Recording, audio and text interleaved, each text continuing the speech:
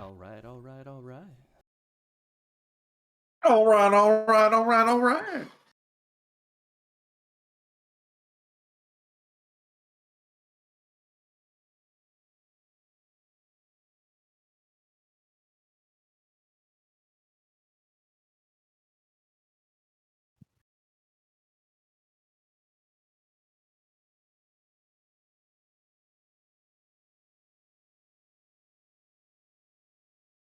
All right, nobody had any other questions or whatnot that they thought of afterwards? Not that I can really think of. All right, that's fine.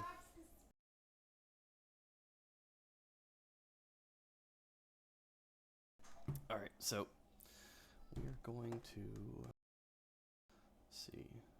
All right, we're on the main page.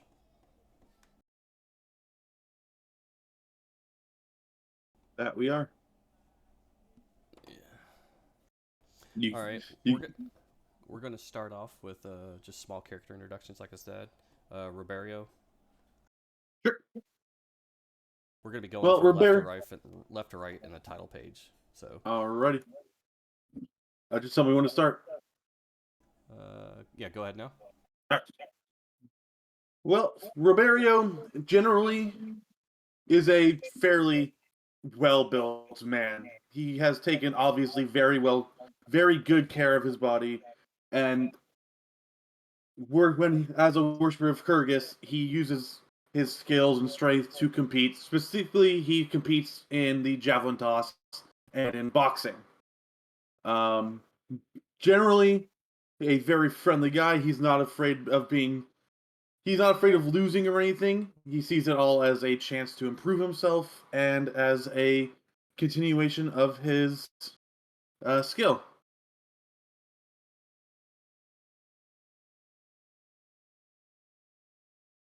Um, Okay.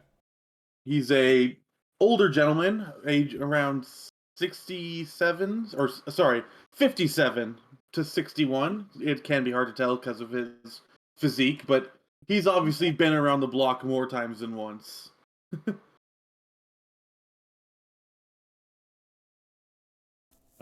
Anything else you think I should mention? I can't really. I'm always bad at the introductions. No, it's fine. I mean, if you just want to say your character looks generally like your icon in your picture, that's fine too. Yeah, generally looks like my character's icon. He's a taller man, about 6'5", 6'6". He's just due to his constant work ethic. He has and his father being a soldier. He kind of had some. Oh, he was born kind of strong, but he has honed his strength in. Okay. Asp. Asp is a half elf of middling height with stern gray eyes and a sickly, almost gray complexion. He wears dark layered robes of dubious quality in muted colors with a spiral shaped belt buckle.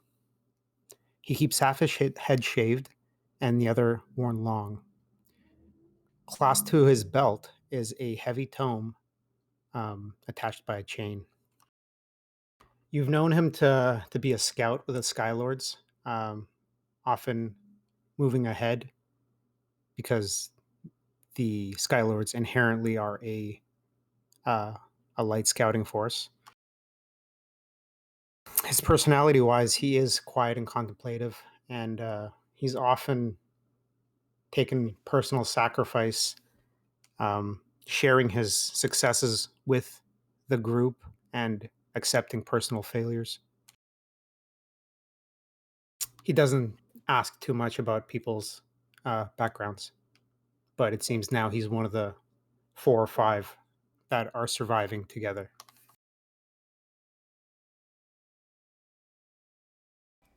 Okay. Sebastian. Hailing from Oregon, 26-year-old Sebastian Davenport is a handsome human man with dirty blonde hair and piercing blue eyes that burn with fire whenever he's angry.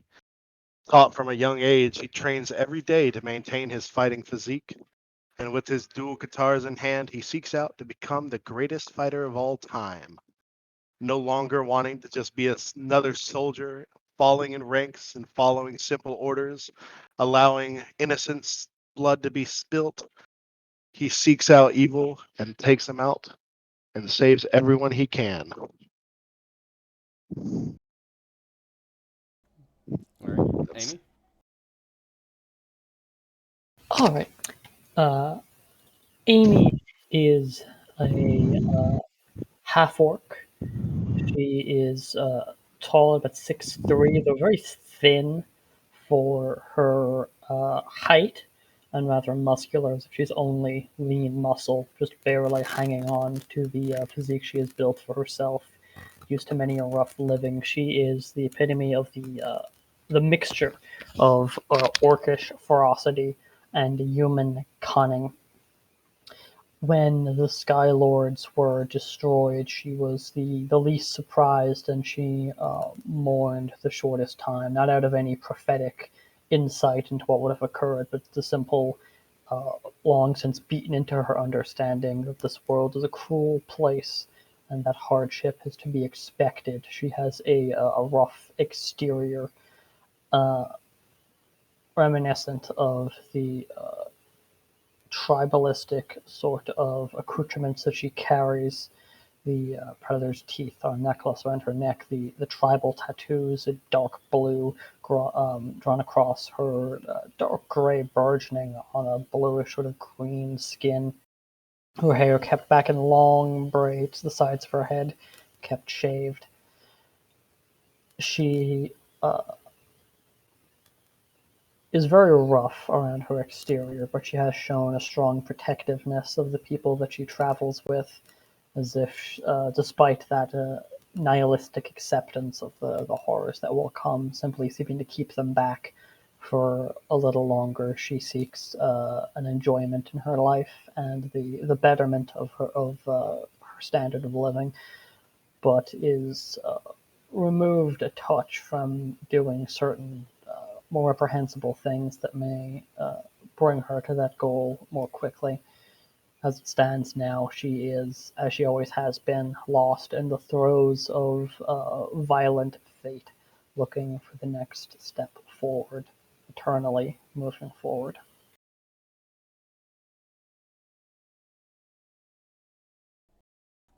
All right, so that's the introduction of the group. All right, so we're going to start off where, after y'all have left Pyron's Bluff, you're on the road to Falcons Hollow. Y'all have left from being routed and betrayed in battle, and now you're kind of fleeing, and tuck tail isn't like the right word. It's more like kind of just trying to get out of the area and lay low.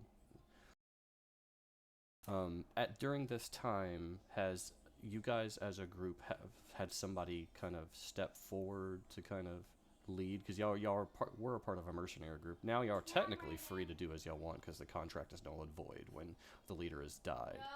But do y'all anybody feel like they would have taken the role by now or stepped forward to being kind of like the leader of the party, or do y'all just kind of do a kind of group diplomacy issue? I think group diplomacy is generally the best, personally. Although I do like having someone who can, if the group can't come to a decision, can give a final say, you know? So, up to the party, really. Okay. If it hasn't been, out in the or just Yeah. made clear yet, it's just kind of something y'all are just kind of still rolling and dealing with the trauma of being betrayed. Yeah. I'd say let's just see how things play out. Well, based on my character stats, I would not be the one in charge. Well, charisma or anything doesn't have to. It's not always, it's not a stat that's usually charged. It's usually a person, like a character trait, like a personality. Roberio might be more of a fatherly role, but I don't think he'd be the leader per se. More, let's keep these kids out of trouble. Yeah, I would say, given the recent change in their dynamic and the short time we've been together, we've more or less made decisions as a group, but there's still that strong bond of camaraderie and desperation that's keeping us together. But we don't have any official leader. We just kind of back each other up. We might have our own squabbles, but for the most part, it's it's still kind of a work in progress, I would say. Yeah, that's fair. So, like I I said, can agree with that. y'all have taken on with a small little trade caravan that's led, by, a dwarf named, nicknamed Goldbeard. He introduces himself as Belgar, first off, but everybody just calls him Goldbeard. He's got a pretty common, it's a pretty regular route. He goes back and forth between Falcons Hollow, like, a couple of times each month, taking goods up there. Out of all the places in this area to hide out, that does seem like it's the best place. It's kind of tucked away up north, and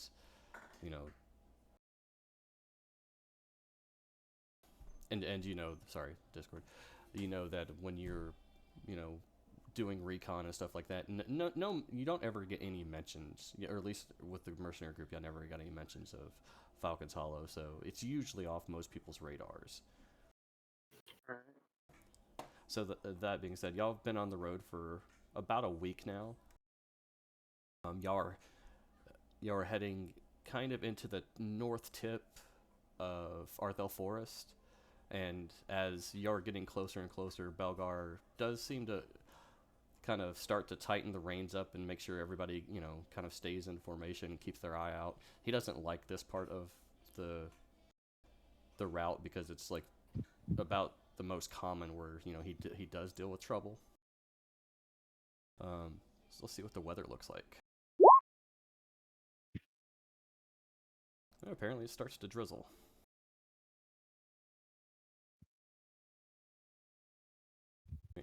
So that being with the time of year, y'all gotta, that next day is going to be just a little bit miserable for marching weather and whatnot. Y'all will camp for one night before y'all actually enter the forest. He says it's going to be probably half a day through the north tip of the Arthel Woods.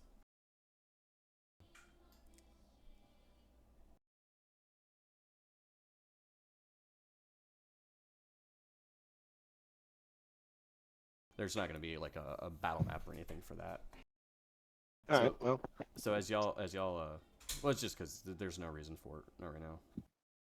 So as y'all set up camp for the night, everybody has certain types of small little chores and whatnot, but y'all do have your little y'all have y'all's group. He has a couple of soldiers that he's commonly used, a couple of humans that are probably in their late 20s, early 30s, named Vix and Wedge.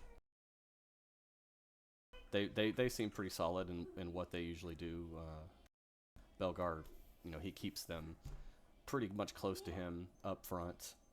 He's had y'all stay kind of more in the back and keep a rear guard going on. Basically, y'all have a horse-drawn carriage with two horses at the front of it, and it's pulling the heavier stuff.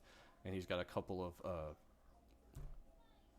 I would say probably like heavy-duty mules that got some packings and stuff, and they're pulling like smaller carts with the more lighter stuff.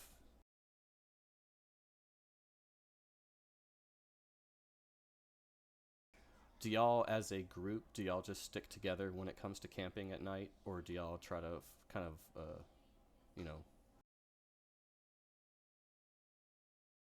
I'd imagine we have like a watch schedule set up more or less. Yeah. To We all plan things. Well, I'm yeah, talking about, do you alternating all the socialize watches. with the rest of the caravan guards and whatnot? I Because wouldn't. right now there's you four plus Belgar and Vixen Wedge, and then there's 5 others. They're just miscellaneous people. During most of my free time, like if I'm not needed for anything like that around camp, I'm probably training or scouting, keeping watch. I'm not one to sit around a campfire and talk and drink with others. Okay. Robario is almost certainly socializing in one way or another.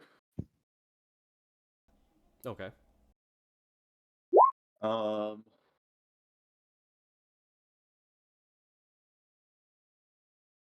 Whether that be drinking or having small competitions with the others. Not necessarily wagering money, but just tests of small, minor tests of strength, like who can throw that rock the furthest or whatever. Okay. So I mean, obviously there are, like Belgar does, kind of keep a tight order on things, like that when it is time to like, break things down and put up camp and start watch and whatnot. He's got a tight ship that he keeps up. But when it does come down, like hanging out and downtime and whatnot, you like as Ribeiro kind of starts to, rub shoulders with everybody and get to know, the group and whatnot, you'll come to find out that out of the other 5, only 2 seem to have weapons. So you don't know if the other 3, Ribeiro, are just, people that are, just kind of traveling with the caravan or considered guards. Vix and Wedge, they seem more social than Goldbeard does. Like he's a bit more no nonsense because he's kind of keeping an eye on his business and running things, but he's not cold and like he'll talk to you, but he doesn't tend to look and carry on conversations. But as the night goes on, you can like you've gotten to know a little bit of people fairly well.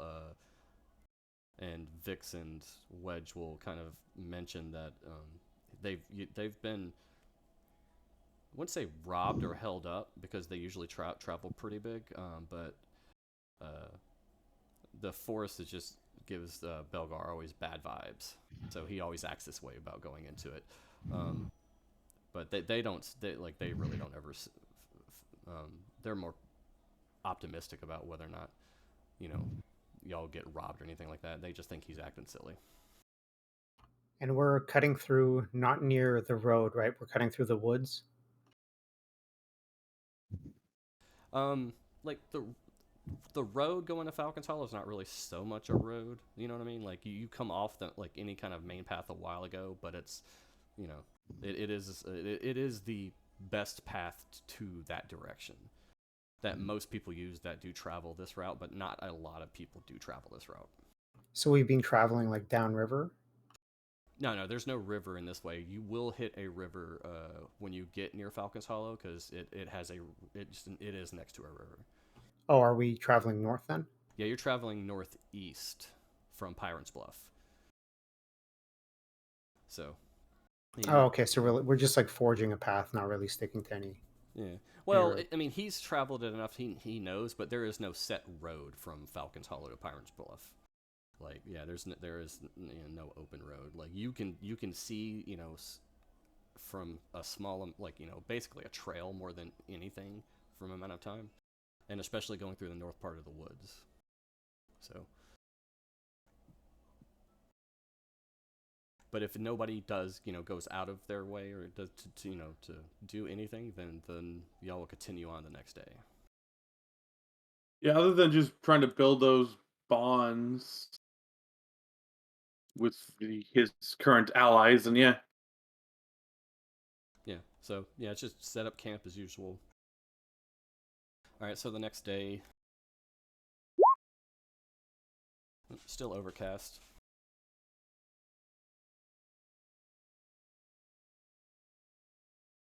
All right, so y'all end up kind of y'all see the forest like a couple hours before y'all finally get into the area.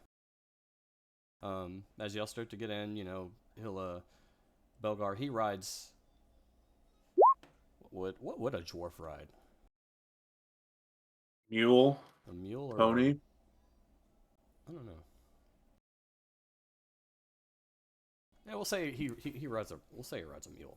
I'm cool with a mule. Like yeah, he'll kind of kick the mule around and set kind of let everybody know. All right, all sharp eyes and tight formations up here.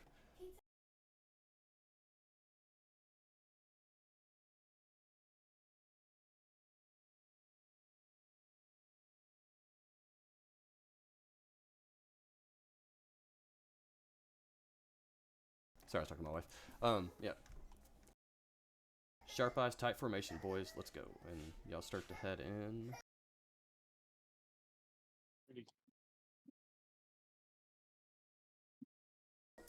nothing, nothing ominous about the forest. It's just a normal forest, with local and local to the area trees and whatnot.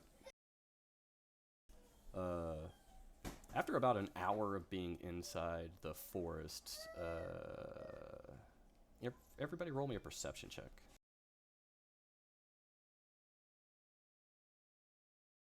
-2 for the drizzle. -2. Right? Yeah. Well, you could just roll it, and if you don't want to, I don't know if your modifiers ask for modifiers. 21 with modifiers. You'd have to put it in manually. Yeah. Mine's a 16. All right, Sebastian and Ribeiro, you will kind of notice that the lead wagon's left horse starts to perspirate like a lot, and that's something you notice like at first. Just like you're starting to wonder, like you don't see horses sweat that often, and like in that kind of mannerism. Honestly, I don't even know if horses can sweat. I'm just saying perspirate. Quick Google check: horses can sweat. Okay. I'm like, do horses sweat? Because if they're perspiring, there might be a problem. Yeah. So, but after a little while, like it's something that you notice, but you think nothing of it because you don't deal with horses. You're just like, that horse is a lot more wet. Right. The One moisture- thing I will do, just to kind of enhance the check a little bit, and also just help the scouting, I'm just gonna cast my detect magic since it's cantrip for me. It's not a bad idea. Just have it active. No, well, it only happens once, and I mean, unless you keep casting it over and over again. But like, if you let's just say for sake that you cast it right now, like nothing really stands out. Like nothing stands out. No. I'm sure there's some magic items in the cart because it's a merchant, but nothing. You get a couple of ores, but nothing on the horse. Yeah. Okay. So that being said, like after just a little while, like you notice the driver start to notice it too, and like he gives like the how humans give like the animals encouragement, like come on girl, it'll be okay, whether or not it's actually a girl or boy, but after just a few more strides, maybe like 5-10 minutes into the forest, the horse gives like a pained neigh or wean or whatever a horse does, and it kind of looks like it tries to fall over, but because of the tackle and how it's mounted in, it can't really without dragging the other horse down. So it kind of teeters a little bit, and it's kind of held in place there. The driver gets obviously worried and hops down, and Goldbear comes around. What's going on? And the driver responds like, I don't know. She's sick. I'm going to, if I can I detect poison on it? I have that as well. You could come up and attempt to do that if you want, if you make that as an offering. It's a spell, so. Yeah.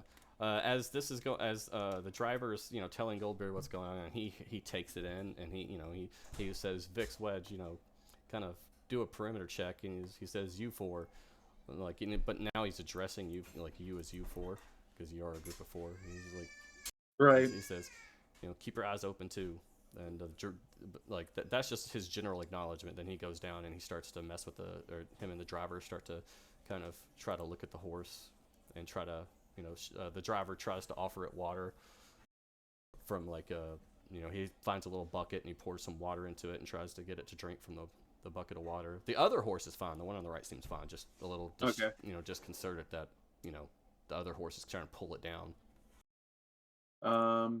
Yeah, if they take me up on the offer for the poison thing, then I will do it. If not, then no worries. Yeah. I mean, they'll take any offer they can get. Yeah. So I'll just cast detect poison. Do I detect poison in the horse? Was it poisoned at all? What does detect poison actually say? Look that up for me, because I'm trying to figure out if this is sure fall under that category. You determine whether a creature, object, or area has been poisoned or is poisonous. You can determine the exact type of poison with a DC 20 Wisdom check. A character with that part doesn't matter. The spell can penetrate barriers, but 1 foot of stone, 1 inch of common metal, or 1 thin sheet of lead, or 3 foot of wood or dirt blocks it. So basically, I can tell if it's poisoned, and then I can also determine the exact type with a DC 20 check. Okay, I don't think it would fall under that category because I don't Okay. think it's technically poison. So right as of right now, no, nothing kind of comes out. You Sure. you don't get malcontent or some kind of poison revelation. Okay. Well, while they're checking on the horse, I'm going to check the surroundings. We still are surrounded by woods, correct? Yeah. So, I don't see anything in the vicinity. No. I see There- trees. You're pretty sure there's woods around you. All right. So after a little bit of time, the driver says, like she ain't going anywhere. Like there's nothing I could do. So Belgar curses and spits, and he's like, all right. He says, he says, nope. He's like, yes. Does anybody here know how to treat animals? Kind of looking at you guys. I am a cleric. I can heal it, but without knowing exactly what it is, I'm doubtful I can be of much use. If it's a disease, I might be able to do something, but even so, if it is a disease, I think as war priest, let me double check here. I get access to my full list, don't I, or do I only get a certain one? I do not know. That's based then up to you and your Uh, character. You have access to the actual skill heal too. That's true. I don't think I have any points in it, but it didn't take. But it doesn't require it. I mean, anybody can roll heal. Yeah, I'll roll heal to try to diagnose it.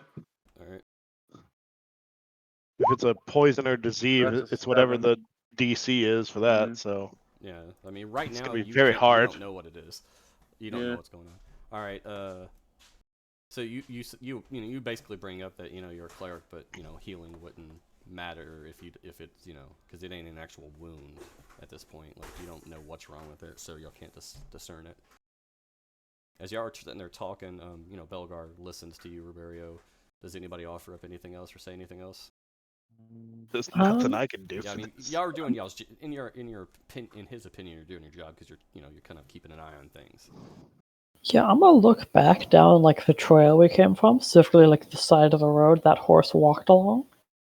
See if I spot anything lying about, like maybe it stepped in something. Okay.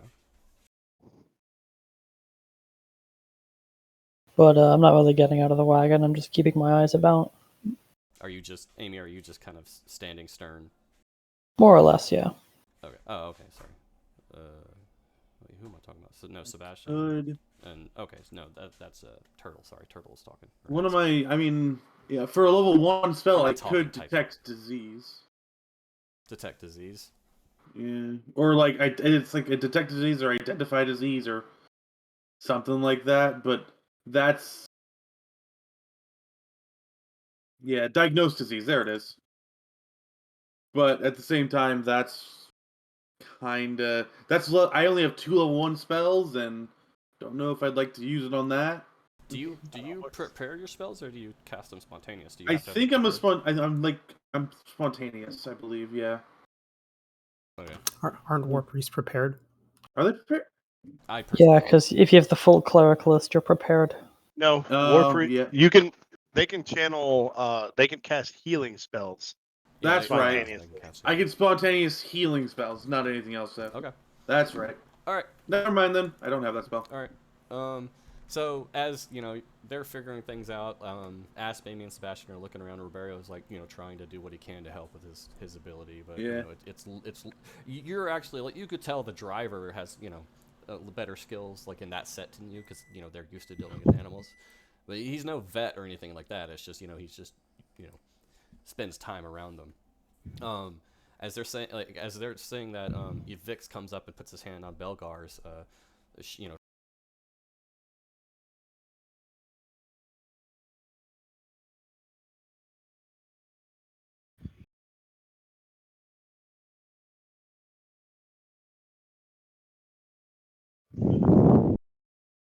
Did we lose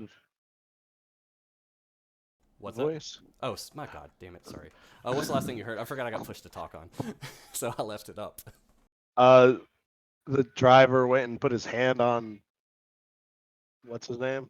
Okay, sorry. Yeah, Elgar? yeah. Well, not the driver. It should be Vix.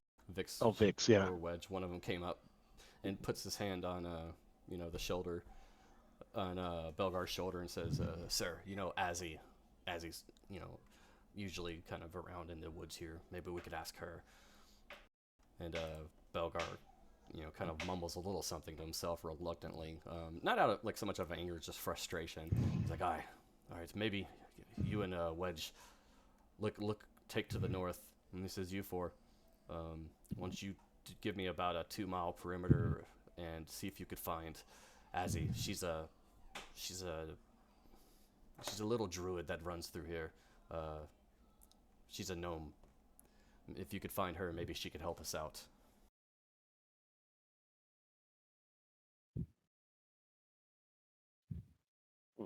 So basically, he's asking you four to kind of wander around to see if you could find this druid. In a 2-mile perimeter. Yeah, it's towards the south. Just in that area. He says basically what they're going to do is they're going to set up on the side of the little trail here and kind of, pull everything in and maybe kind of set it up to either defend it or just kind of keep it out of the path, do what they can. Basically just y'all explore the southern area, see if you could find this druid, and Vix and Wedge are going to look through the north. Two of the other 5 guards will go with Vix and Wedge. Asp So walks alongside Amy Jane and flashes a dagger from under his cloak. You have to imagine that's a pretty expensive horse if he's willing to waste time trying to treat it. Might be better to just take care of it and keep going. As I kind of glance at you for a second. What, you want to pull the wagon in its place? There's 2 horses for a reason. I'm sure the other one will be just fine. I don't think so. I think if he could afford to drag all this with just one, he'd only have one. Horses are expensive.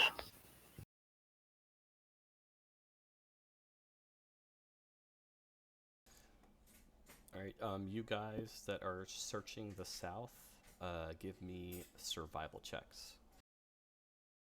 Yay.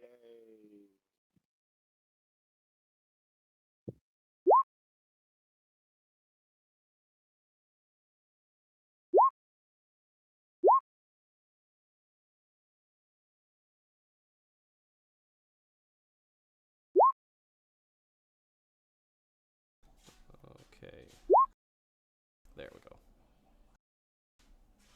Alright.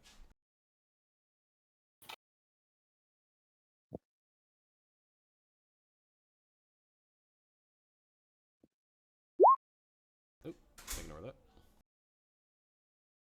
Oh no. That's a wrong roll, ignore that. Uh-huh.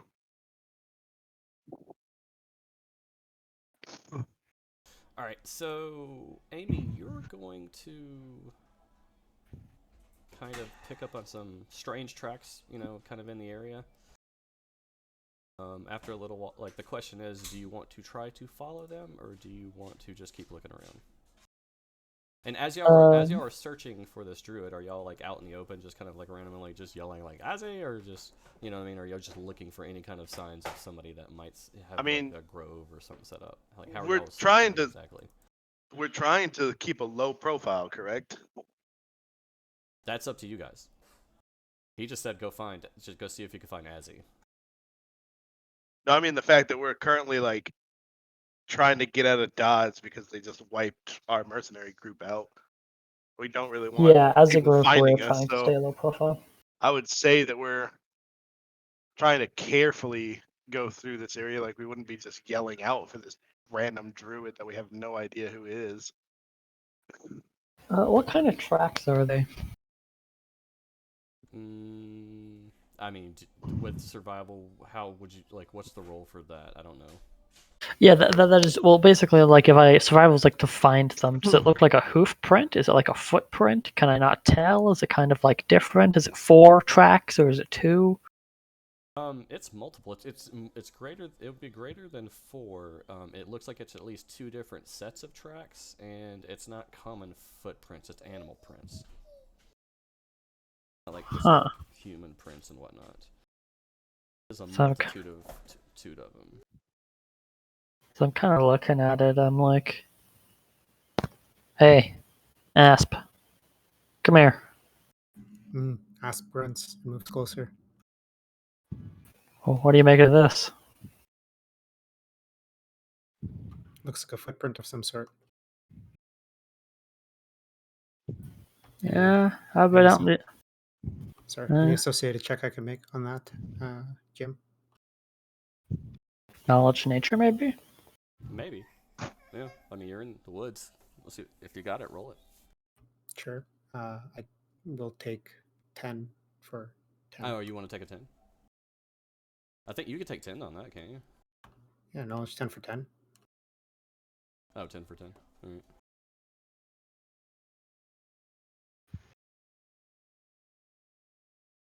right.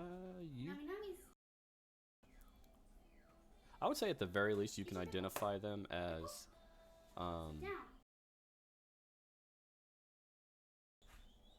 canine tracks.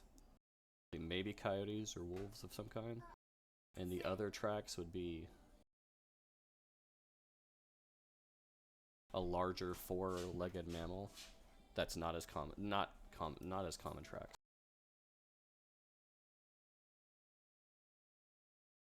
Seems to be of the Canis family.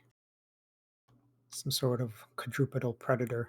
I can't tell you more than that. Alright. Everybody give me perception checks.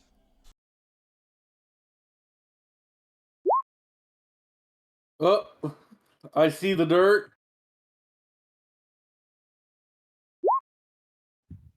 Alright. Sebastian and Amy. You, as like y'all are like kind of looking at the tracks and looking around, you get a weird kind of sound that you'll hear from a little bit to the east. And it's a weird kind of baying guttural sound. And then you also hear like maybe dogs yelping or whooping.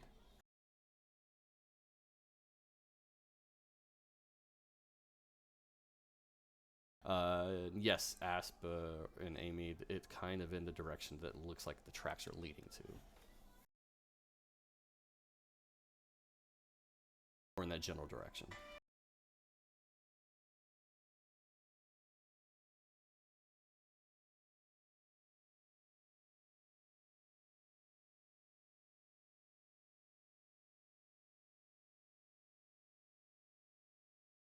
Hello? So say that again? What was the last thing you heard? Yeah, I was just make perception checks and I was sitting waiting for a response. Oh, really? You don't hear anything I just said? Okay. Guess not. Jesus Christ. Sorry. Push talk sometimes, man. Alright, so yeah, like, after you make the... sorry, Amy and Sebastian with y'all's rolls, you will hear a bit of like a kind of distressed baying of... guttural baying of some kind of animal you don't really recognize. But you'll also hear like loud, aggressive yelping, whooping, kind of barking from other animals too to the east where the tracks are headed. Yeah. Sounds like one way to find a druid. So go towards the helpless animals? That's really up to y'all. Better than what we got. As I glance back to the caravan. How many people are at the caravan, not including us at this point? Not, Vix and Wedge took off with 2 others of the 3, so it's 4 that are back at the caravan. All right. I'm not including the drivers in these, like they're inactive people. They're not people that you would think that would be a part of anything. They're just drivers. Fair enough then. So yeah, no, I would say, better than nothing. At the very least, it's dinner. Come on. As I Okay. start marching off in that direction to the east. Barrio will join you.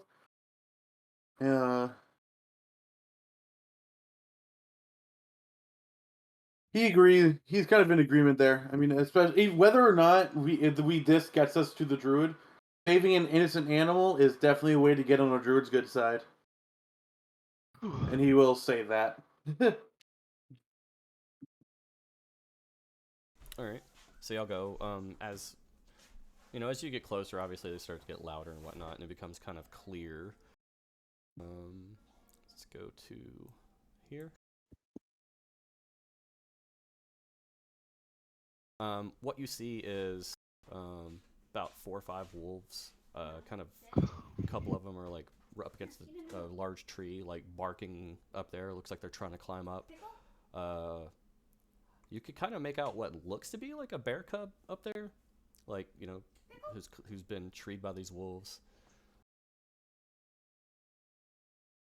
Which tree is it? Should be, yeah, up to the northeast. The tree they're around. Oh, there he is. It's way up there. Yeah. This is about how close you guys probably think you can get without being seen right off, unless you guys start sneaking around and stuff. So, this is the scene before you. Looks like they're making a pretty valiant attempt to get at this bear. As of right now, the bear is pretty safe because wolves. I don't know if wolves could climb trees. I don't think they can. They can a little bit, Yeah, but they're not leopards though. No, they aren't. They will get the bear eventually. So that's the scene you have before you. So I'm just gonna look to the others.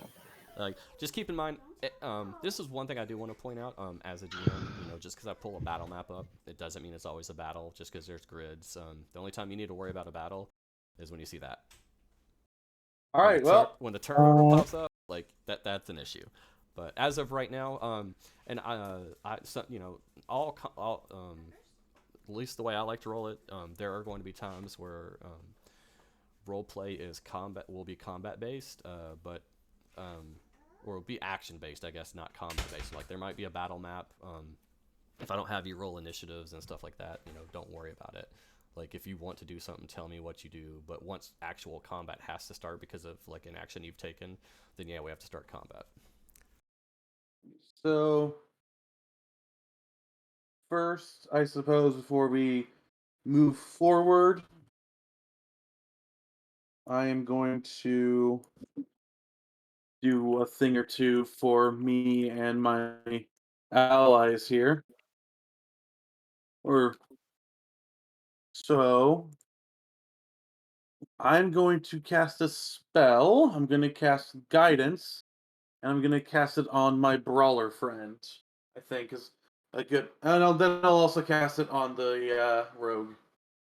So as How long does it last? It lasts a minute. Okay. So as Riberio begins to loudly cast spells, Asp lets out a curse under his breath and jumps for the nearest tree, starting to climb it. Yeah, Amy will just say to the others, wolves don't really go after people too much. We can just scare them off. Come on, we're a lot bigger than they are. Let's just make a lot of noise and get them scarpering. Yeah, but better safe than sorry. That's And what the axe is for. Yep. With that, I think we can safely begin moving forward. Yeah, I'm just gonna move forward.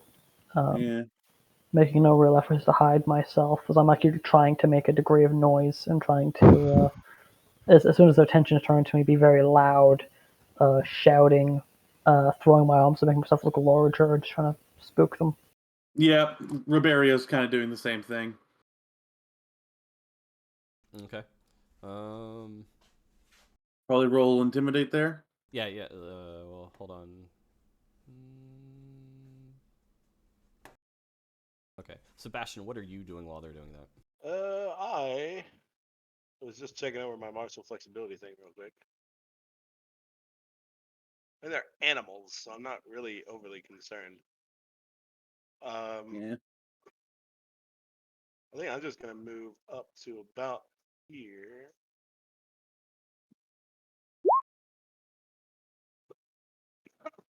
And I'm gonna activate my martial flexibility, so I have dodge. Then I'm just gonna let them scream and try to demoralize these wolves.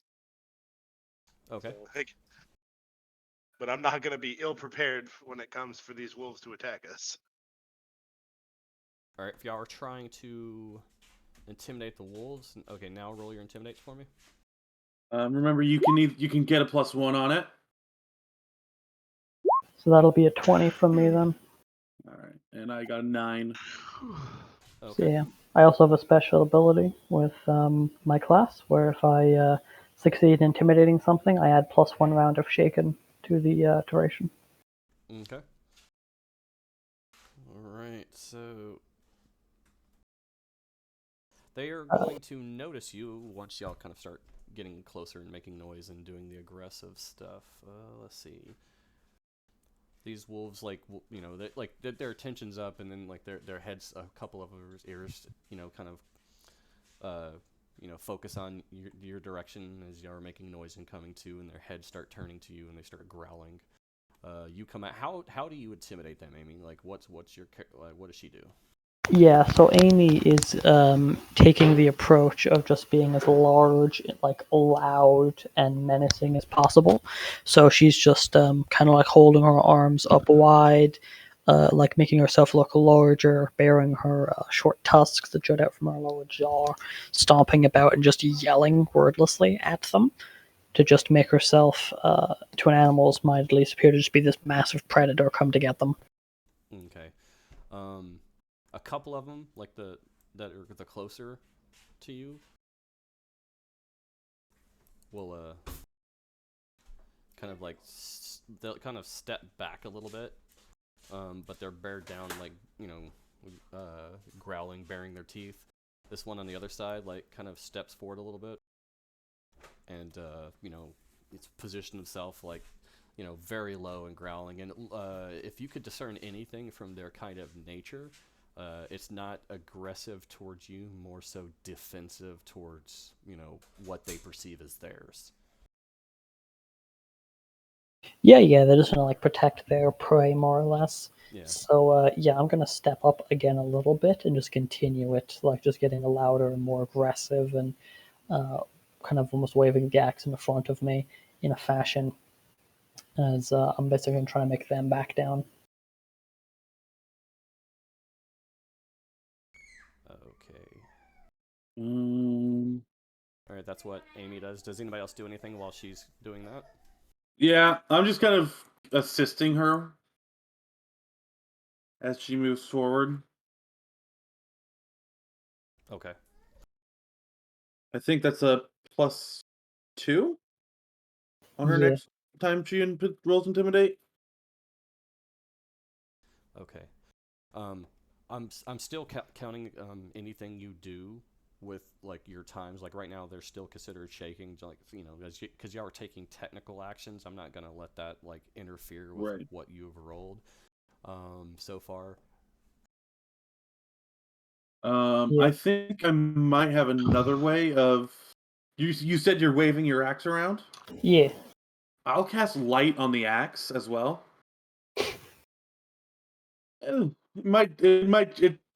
It's something different for them, and that might scare them.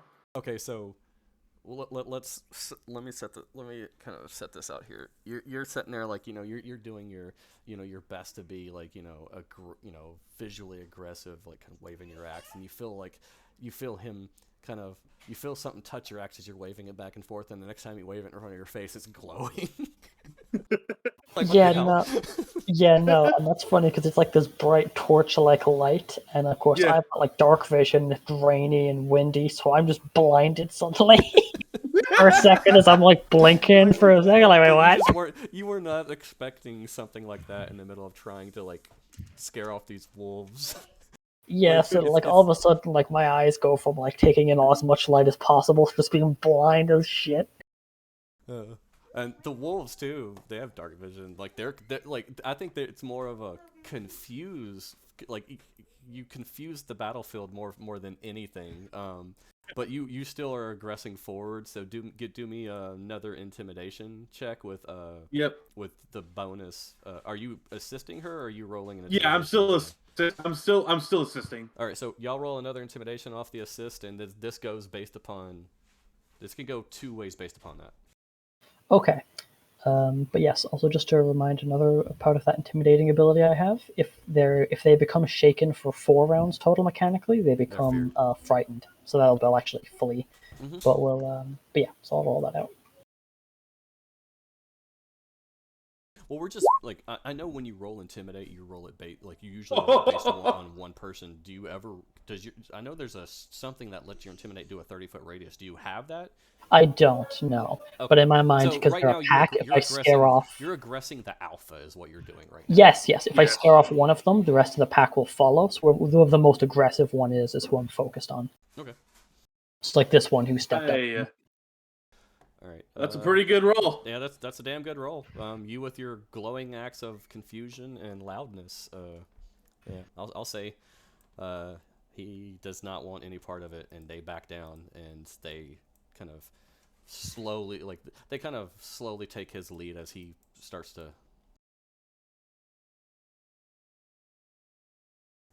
As you do that, now you got a bear cub up in the fucking tree. I don't know what you want to do about that.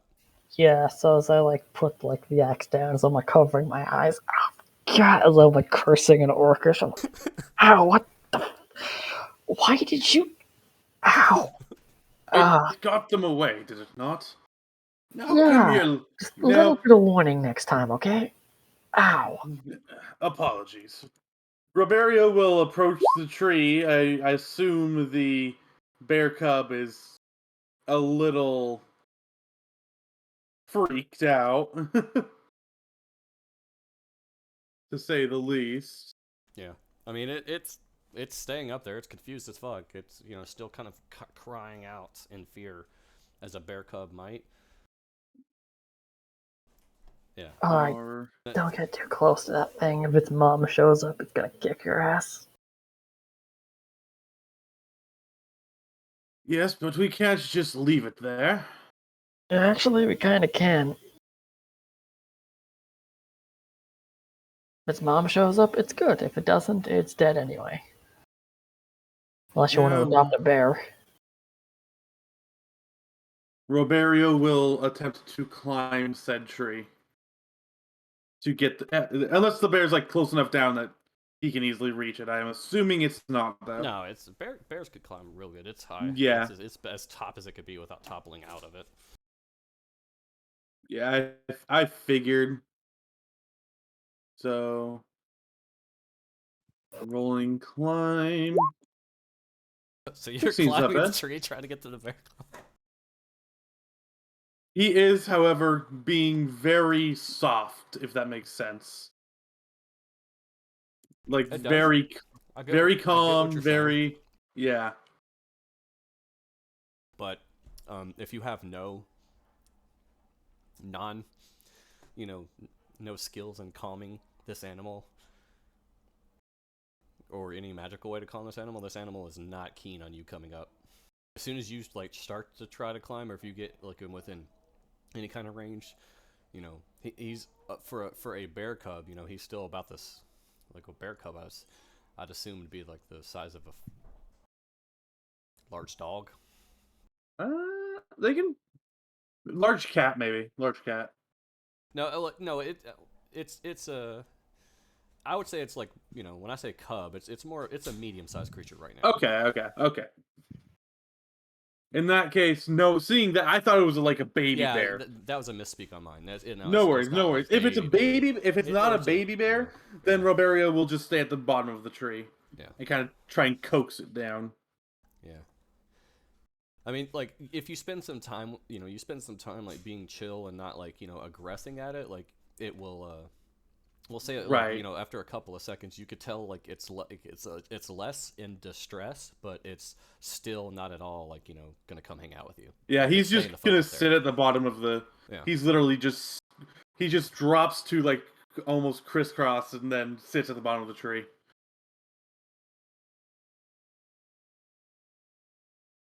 About how long are y'all gonna hang out with this cub? I need to know how much time goes by. I mean, I'm rolling a perception check on where's Mama Bear. Are you okay? While they're fucking around with a bear, I'm looking around looking the other for bear. the bear. Are you saying you want to fight a CR5 bear? Is that what you were saying? No. We're good. We're good. No. Ask, I mean, I'm just trying to be as attentive as I don't see the can. mother bear around right now. No. Asp glances between those not corralling the bear and speaks up. You think we should move on? I don't see anybody here. No gnomes for sure. Yeah. That might be true, but I have a feeling, knowing bear- druids. You're at the bear. They're like 30 feet away. You said What you was already that? left.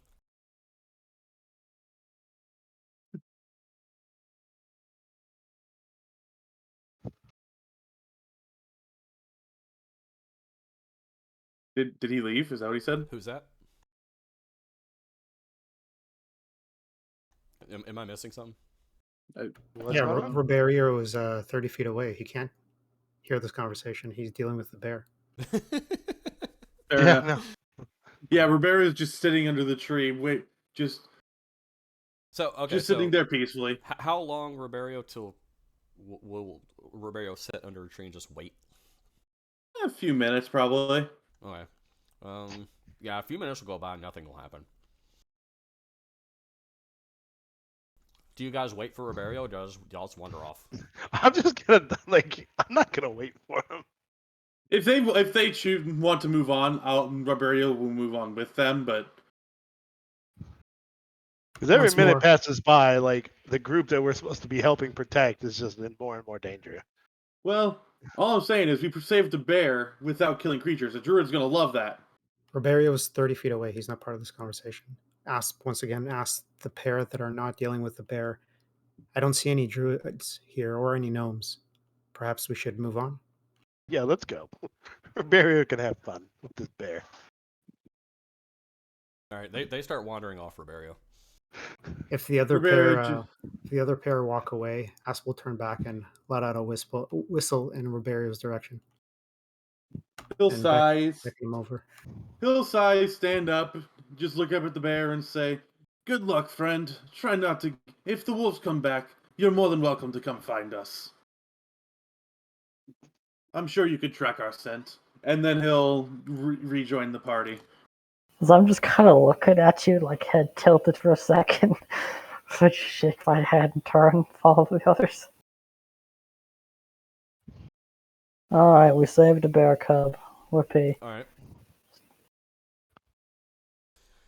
So, you guys start kind of like wandering back in the direction, get yourselves back on, kind of track on where you're at to keep yourself from being, lost and wandering the woods and kind of still going about your business. Let's see.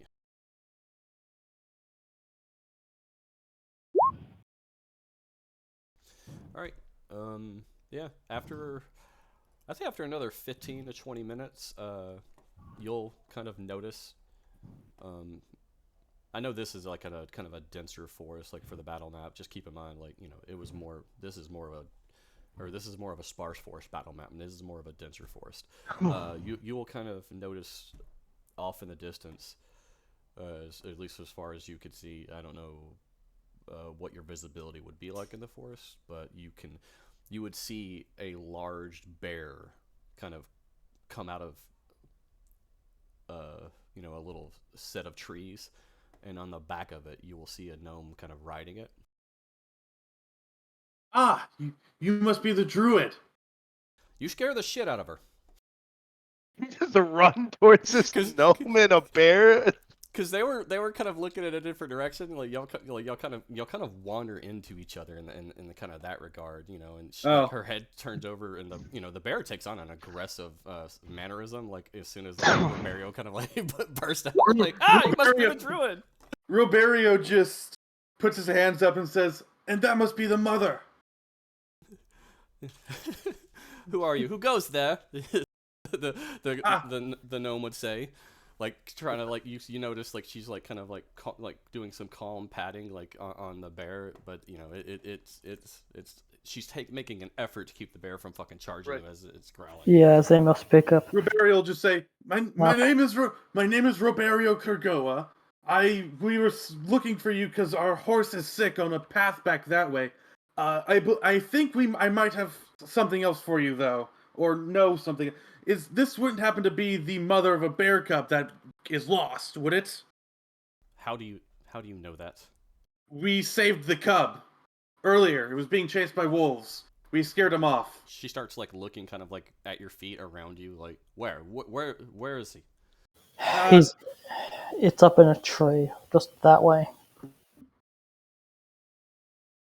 She starts to like kind of talk to the bear, but like not in it's not in a language you would really be able to understand or sense.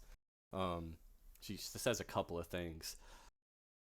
She points at Roberio, and she says she points at Roberio while talking to the bear, and then like she points at the bear and like kind of gives it like a finger pointing at it, like shaking no while saying something, and points back at Roberio, and the gnome will look up and say, take her to her cub. And what is this you speak of? A sick horse? Yes, I assume we can take you back if you like, and it's on the way. Then I guess we'll start heading back towards the tree. All right, so basically she's telling the bear to go with Roberio to go get the cub, and then somebody else to take her to the horse. All right. Alright, this way then. Let's That hope works. Roberio doesn't get eaten by that bear. As I just say told offhandedly. the bear not to eat him, so I don't know what's gonna happen after that. That's why I said hope, as I just start leading her back the way we came. Okay. So are we just leaving Roberio with the bear? So that's the question. That's like I'm putting that out there to see what the group does. I'll go with Roberio. Wise decision, likely. It's fine. He's a big guy. He's got some scars. Probably not the first time a bear has mauled him. He'll be fine. No, he's probably wrestled a few. All right, so Sebastian and Roberio are going together? I guess. Yeah. Okay. Gonna follow the nutcase. All right, so he's old. He's lived his life. So he gets to experience a reuniting of baby bear and mama. Brings a tear to the eye. Yeah. All right, so you guys, Amy and Asp will take Azzy to the convoy, and once you get there, like she'll kind of, you're kind of coming out of the clearings. Belgar will look up and be excited, by the gods, thanks, you made it. And Azzy will come over and start to ask what's going on. The driver and Belgar will kind of describe the scene about what happened, before the horse fell over. They've managed to pull most everything off of the trail and have the horse detached, and they're grazing the other animals or whatnot, like in not grazing but tying them up. They're not going to graze out in the forest like this. So they've got it all set up. As she comes over, she listens to them. They give a basic generalization. The driver, notes that the animals has been eaten fine, and he hasn't noticed anything in the droppings. As you'll come over, pull the horse's lips up, look at the gums. She does a couple things, like she rubs the teeth, opens its mouth, like breathes in, deep to see, what the smells are on the horse's mouth. We'll come over, pull the horse's, tail up, start looking at its anus, stick a finger and, kind of smell it. Oh. But it's she knows she's caring for an animal. Like when you see it, you're like, ugh, But you're also understanding, like, she's really, really going intent and trying to figure out what's wrong with this animal. She'll look up and she'll say, give me its feed bag, and the driver will go get its feed bag, and he sets it down next to her. She digs her hand in, and she starts kind of wiggling her fingers, shaking them back and forth, putting it up to her mouth, like sniffing and kind of licking a little bit. And she'll say, "Is this the only feed? Is this the only bag he's fed from?" And the driver, "Nah. She had one tear a couple days ago. Well, bring me back that bag." And he brings another bag out, and this bag did have a tear in it, but it's like not that bad. But I mean, obviously he changed the bag to keep it from tearing even greater. Kind of to stop a loss from right off.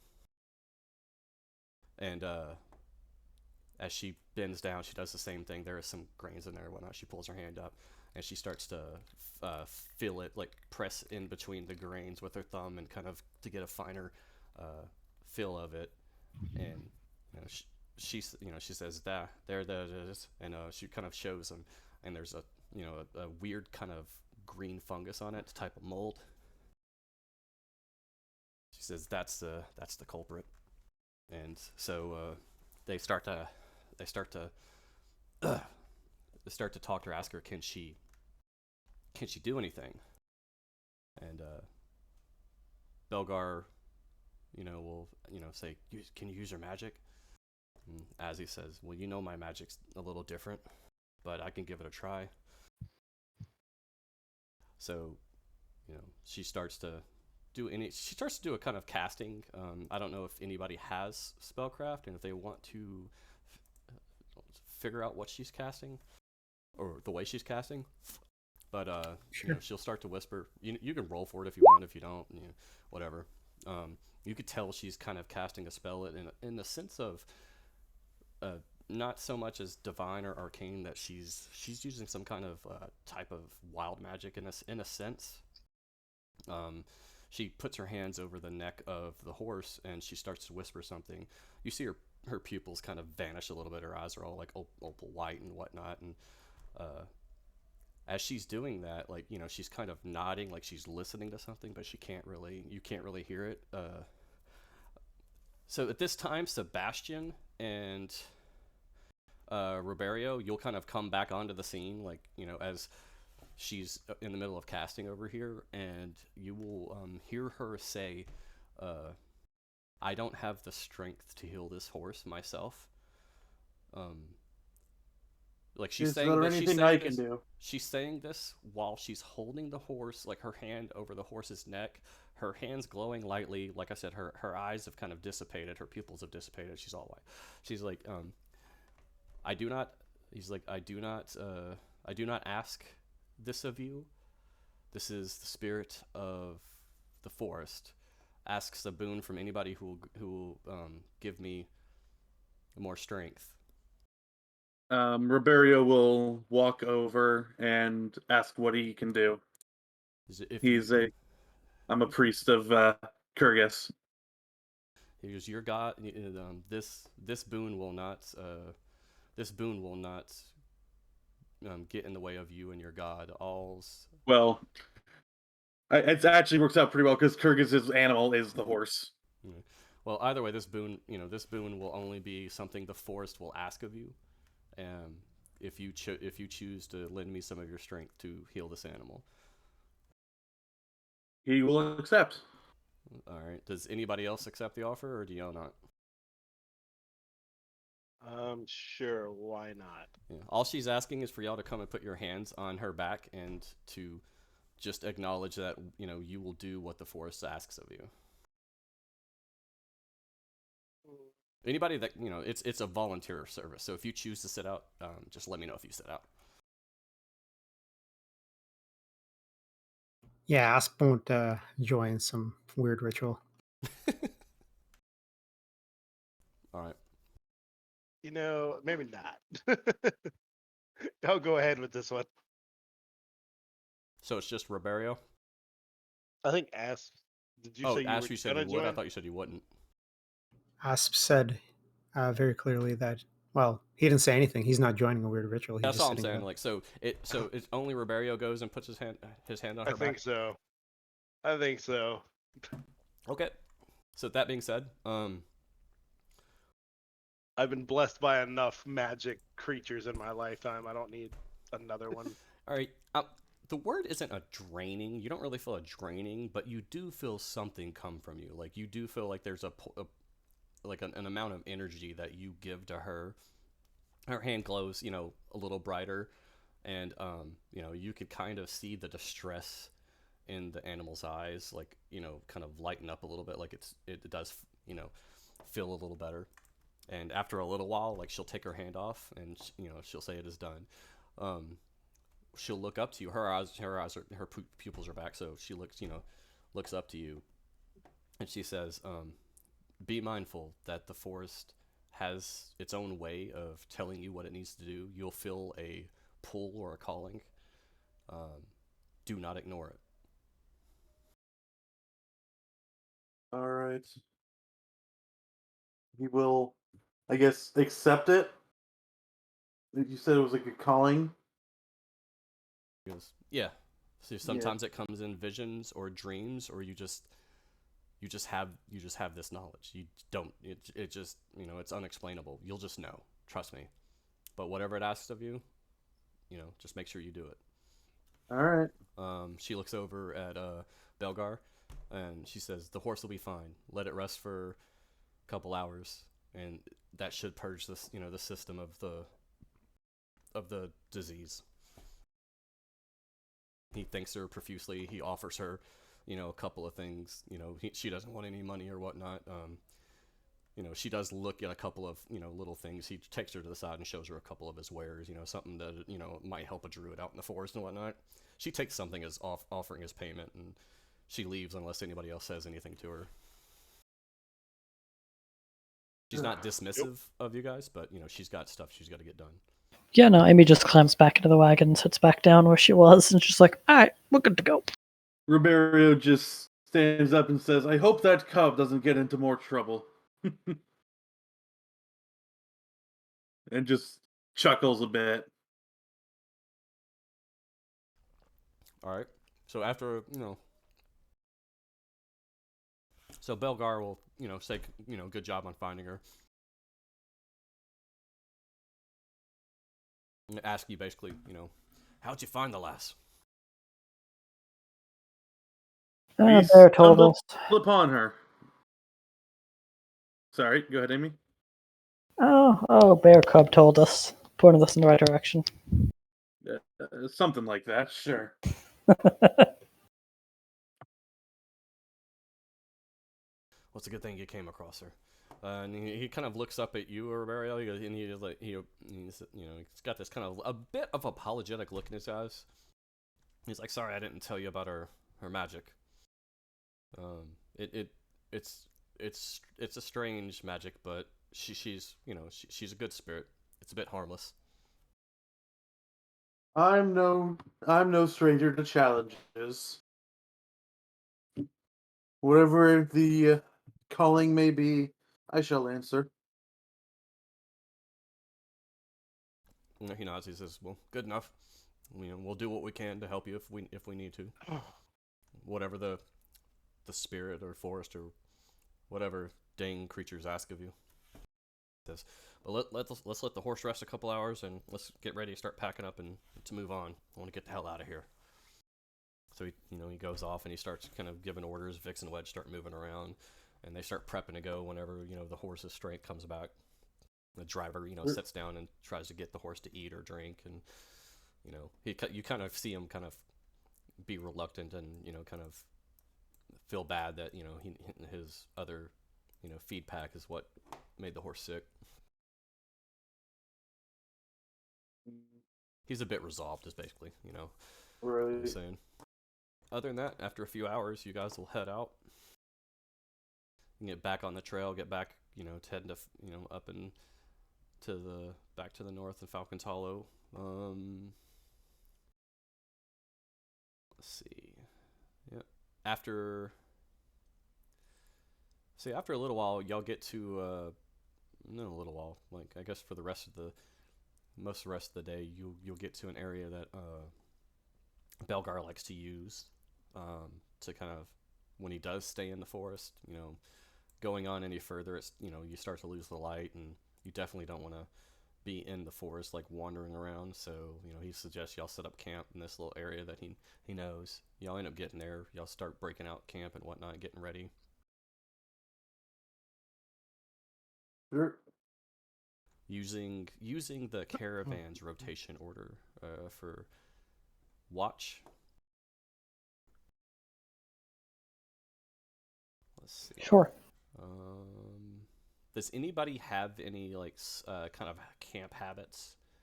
Like, does somebody like to always be the cook, or does somebody like to enjoys doing most of the work and letting everybody else kind of like relax? You know what I mean? Like, when it comes to camp life, everybody kind of starts to take on a role.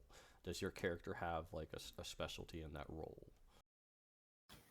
Yeah, no, Amy usually what she ends up doing is just once tents are set up and stuff, she'd wander off to go collect firewood. It's something she has some skill in, and the big axe, of course, also helps with that task. She'd come back with firewood and get a fire going, but beyond that, she'd just sit and chill. If she has wine, she might have a little wine. If she has tobacco, she might smoke a little tobacco, but, she's pretty relaxed at that point. Yeah. Once the fire is going. I'm always available for training sessions to make sure all of these any soldiers or any guards or whatever don't get soft. I mean, a couple will take, like, if you actually like start to ask, like, hey, do you want to spar or something like that to kind of practice. A couple will take your. Vix will definitely out. Vix and Wedge Vix will take you up on the offer. He's about the same. He always enjoys that.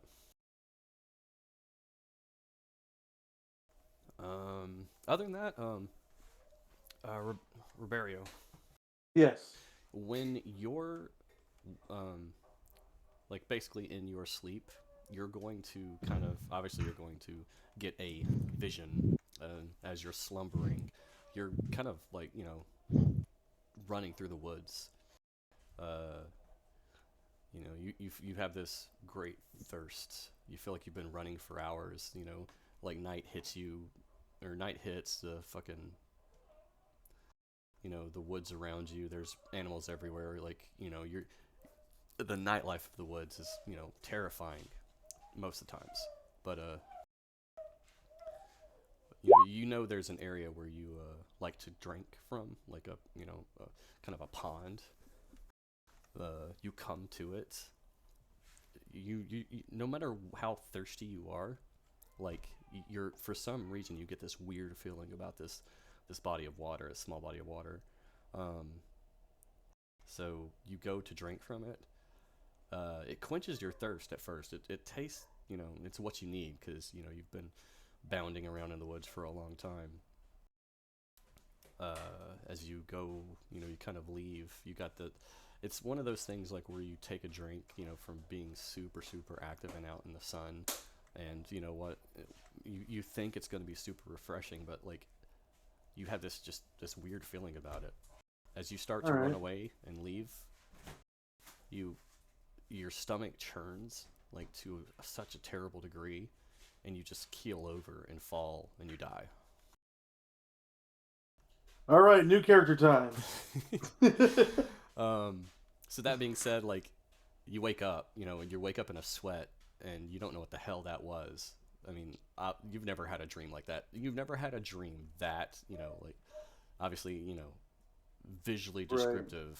The feeling, like, you wake up in a cold sweat, you grab your stomach, like, out of reaction, because that's where the pain was, that shooting pain in your body. But when you had the pain in your dream, you couldn't grab your stomach. Like, you start to realize, like, in your dream, like, when you run, you're, what, 6 foot what? He's 6'6". He's a tall boy. You're 6'6". You're tall. You run on 2 legs. In your dream, you were closer to the ground. You were running on 4 legs. So, as your reality shifted from that dream to to your current reality, you notice all the things that were wrong with it. Like, when you were listening, like, you were listening with ears that were out on the side of your head, not at the top of your head, stuff like that. So, like, you get a sense that you were. You might have those backwards. What's that? You said ears at the side of your head and not at the top of your head. I think you got that backwards. Well, do you have ears on the top of your head? Like a wolf would have ears on the top of their head, but a person has them on the sides. Yeah. You said him on. You said ears on the top. Yeah, you said I you was flipped it. listening. Okay. That's You fine. flipped Either way. it. Either way. Yeah. You No, I You know what understood. you meant. I just thought that was funny. No, it's funny. Yeah, don't get me wrong. So that being said, like you kind of get a sense that there's something going on. Like that's obvious that you get this calling that you need to check that pond out. Yeah. Like that's your calling. You have this uncontrollable urge to know what the hell is going on. We with that still thing. have. I think she said. She said we had to wait 3 days, right, for the horse to recover. No, she said a couple hours. Oh, a couple hours. Never mind. I thought Yeah, she said y'all days. already moved on from that. Y'all Okay. take yeah. Roberio will take a step outside, and with his dark vision, does he recognize, like, compared to his dream?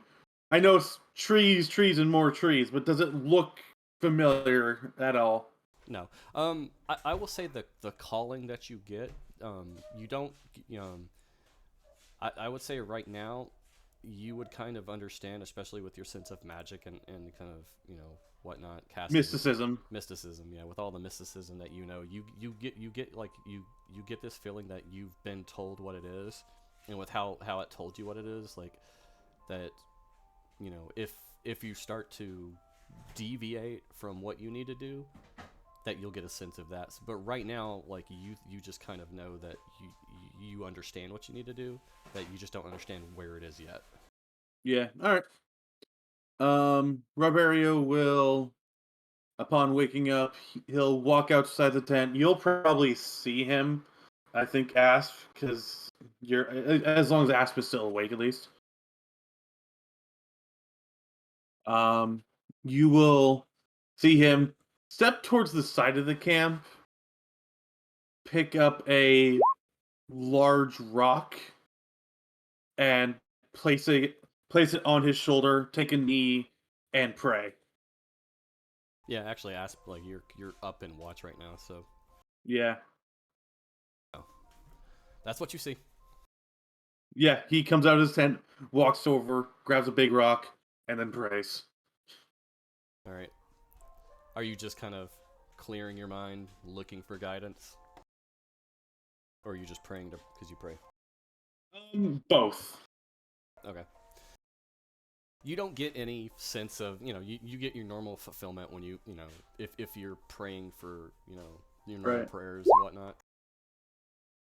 But, other than that, like, nothing else happens. So the night, like, I mean, unless you do anything else, the night will go on as normal. Yeah. All right. So so do you just keep that to yourself? I just want to know that, or do you mention that For the during breakfast or anything like that? moment, Like as you're, as y'all wake up, eat breakfast, He'll- and break camp, do you yeah, mention he'll- anything? he'll mention it to his party members, and probably he'll probably tell people, because what it'll be is like, I believe this. I like, from what I heard from it, I believe this water source is poisoned of some form. So let me check any ponds or anything that we come across for the time being, just in case, All right. before we get water from him, because I think that's a good thing to let him know. Okay. Do you like do you go out of your way to mention this to Belgar? Yes, I will mention it to him. Okay. And I'll say that's what the vision gave me, was that, and so just if we come across a water source for animals, just let me check it for poison first. Okay. He does know of 2 places he likes to, get some water if he needs some from the animals, and he'll show you them on the way out. But that's about it. He says we got maybe half a day left in the forest, and then just 2 days on the road, and then y'all should cross the river in the Falcons Hollow. So it's not y'all are at the end of your journey to get there. Well, I haven't gotten any sort of feeling that I'm going the wrong direction, so it might be one of those two. Okay. All right. So yeah, y'all go the rest of your day. He shows you, both the water sources that he knows of. All right, and with each of them, I will. Do either of them look like the one? No. Okay. Yeah, like you don't get a sense that you've been there before you have any other feeling than, hey, that's a water hole. I will do detect poison on him just because I can. Better safe than sorry. So you prepared detect poison that day, or is that It's a cantrip. It's a cantrip. Okay. Yep. All right. Yeah. Neither one shows up as poison, so All right. they're just normal water.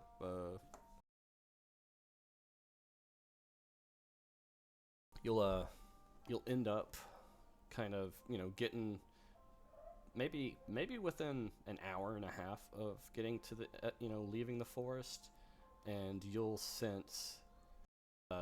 get this sense of like as soon as you kind of get to this area, like you get this uneasy feeling, and you get this feeling like you're going the wrong way.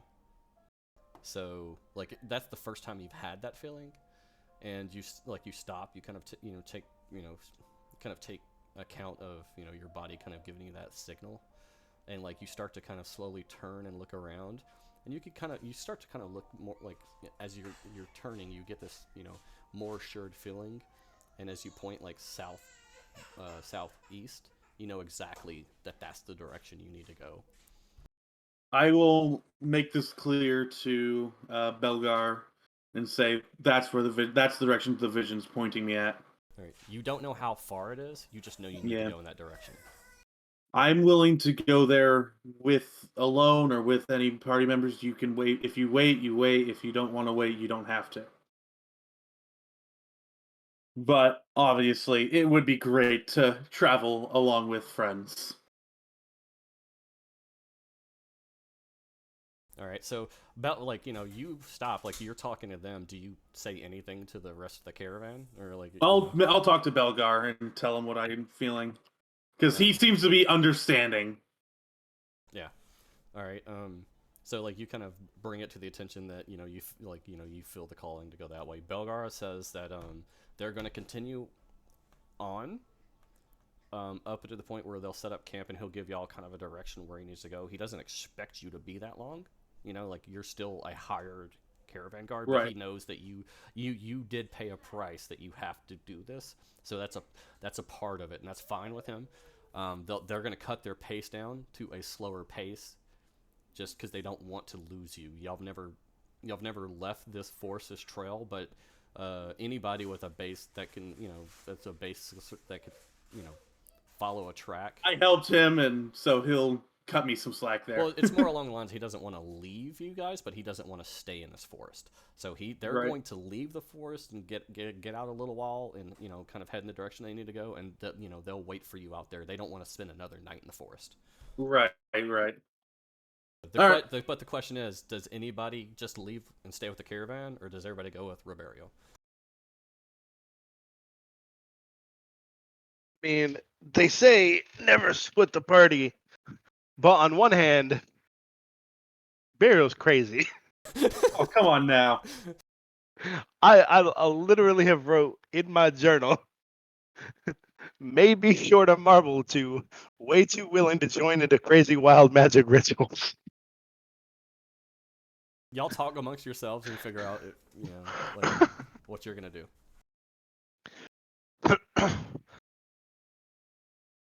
If it's along the way, we might want to. How long have we been a group together? Y'all been at least together. Y'all wouldn't. I wouldn't say y'all were a group together in the mercenary company.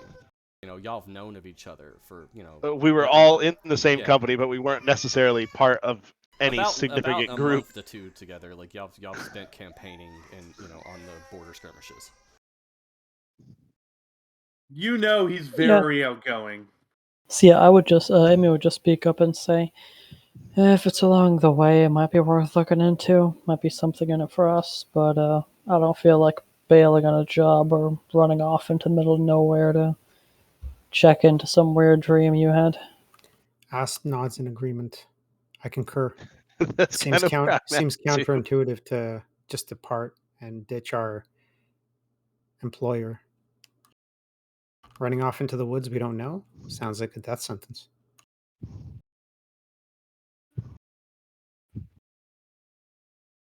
Why did you have to join a magic ritual?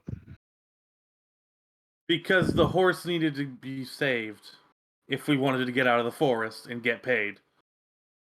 Could have easily just let the horse die. He could have sold the meat to recoup the profit or the loss. I don't know about that. Horses are expensive. Meat ain't that Yeah. expensive. Asp shrugs. It was a workhorse, not a Still, riding horse. How expensive could it have been? 50 gold. Asp scoffs. 50 gold for a workhorse? Pretty sure. Wasn't worth more than 10. Right.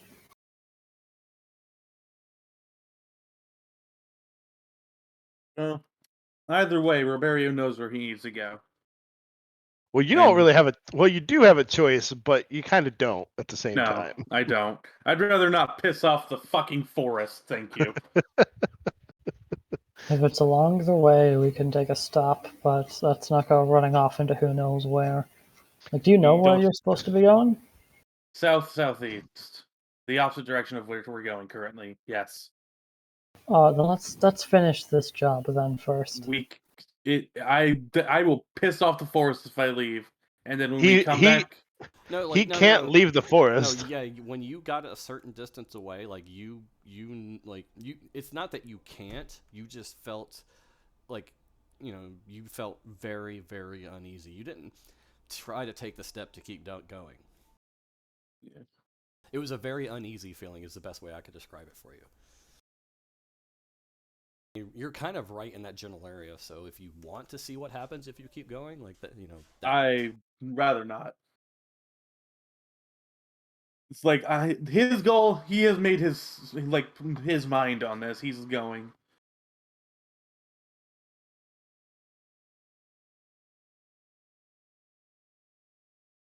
Mm.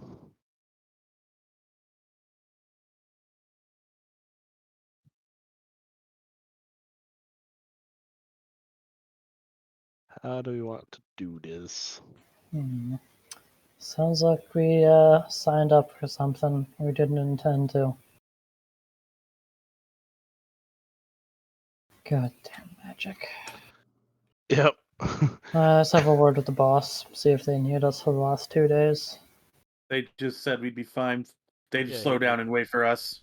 Yeah, like we already went over. Like the Belgars. My bad. Then I must have to step away for that. That's my bad. Yeah, Belgar and Roberto talked, and he understood, that the magic asks something. So they're gonna slow their pace, but they are going to get out of the forest. They're going to slow their pace while out in the main open, and he kind of gave y'all general understanding of where you can catch up with them. You're about 2 days out from Falcons Hollow, so. Yeah, see, it wasn't a matter of completing the job with me for them. It was a matter of he kind of dug this hole for himself. Yep. So I'm. Nor has he asked for our help. Yeah, and he hasn't actually asked us. And he's just assuming that we're just gonna do it because he got us into it. Or Well, got no, himself into it. he's kind of, like I think I've asked. he's also just making it clear that that's something he has to do. Is whether or not how is your character asking, like that's I guess that's maybe they don't understand if how your character is asking them. Yeah. He goes, "You can accompany me. You don't have to. It'd be appreciated to travel with friends, though."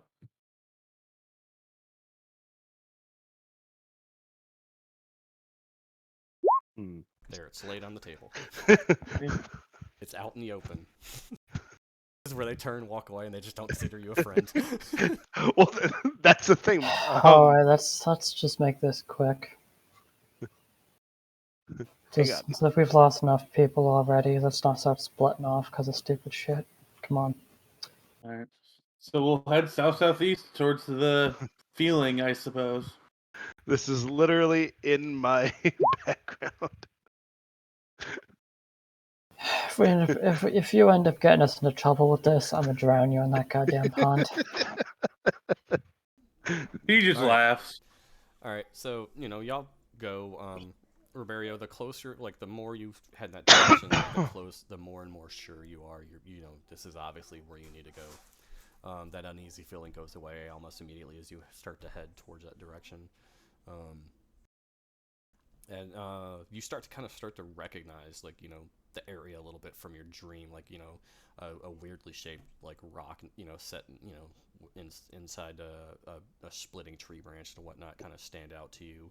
A couple of, like, flowers that looked interesting in that weird kind of vision that you had that, was almost like yours, but not exactly. Just call it the dreamscape. You come out into the open, like, there's a little clearing where the pond is. It's not a lot, not a lot at all. It's a fairly decent sized pond too. You come to it, you get that feeling in your stomach once again that, there's something wrong with it. You don't know what it is. How long have we traveled away from the rest of the convoy? I would say it's about 40 minutes. And did we get a weather roll for this morning? Shit, sorry. Yeah, you gotta remind me sometimes. Oh, thunderstorms. Nice. Yeah. Thunderstorms with light wind. Yep. That makes sense. There goes our ranged character. -6 to all your attacks. 10% spellability. Jesus Christ.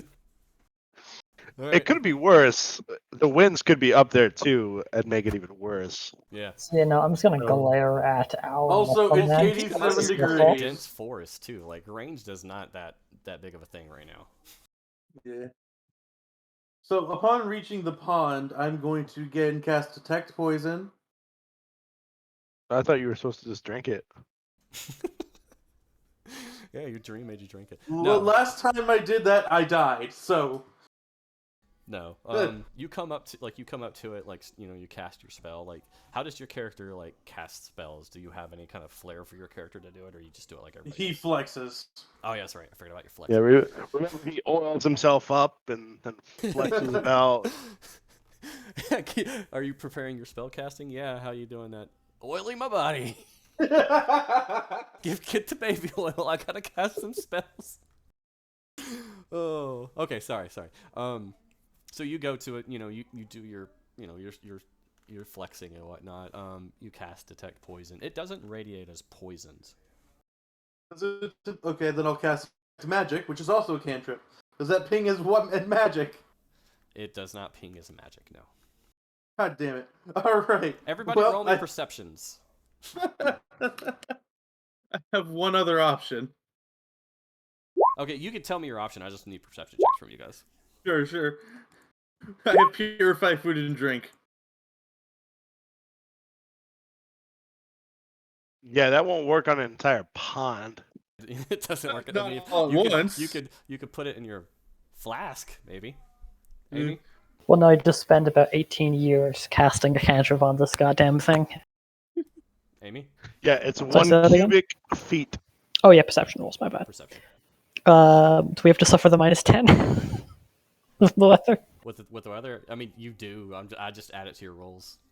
Okay. I can't see anything in front of me. Yeah. Out of 10. Y'all are standing out there right now.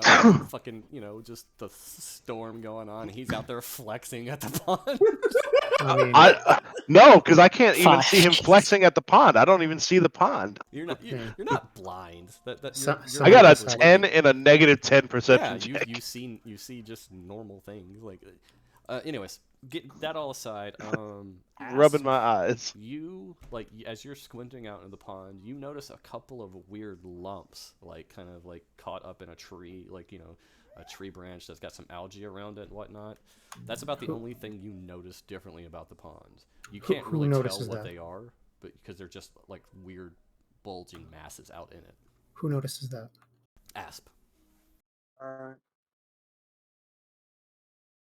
Okay, well, Asp is just huddling underneath his cloak, trying to avoid the worst of the weather, questioning his life and why he's come out here in the horrible thunderstorm. Watch him. Muscly man. Alright, somebody grab the muscly man's other arm. We're drowning him.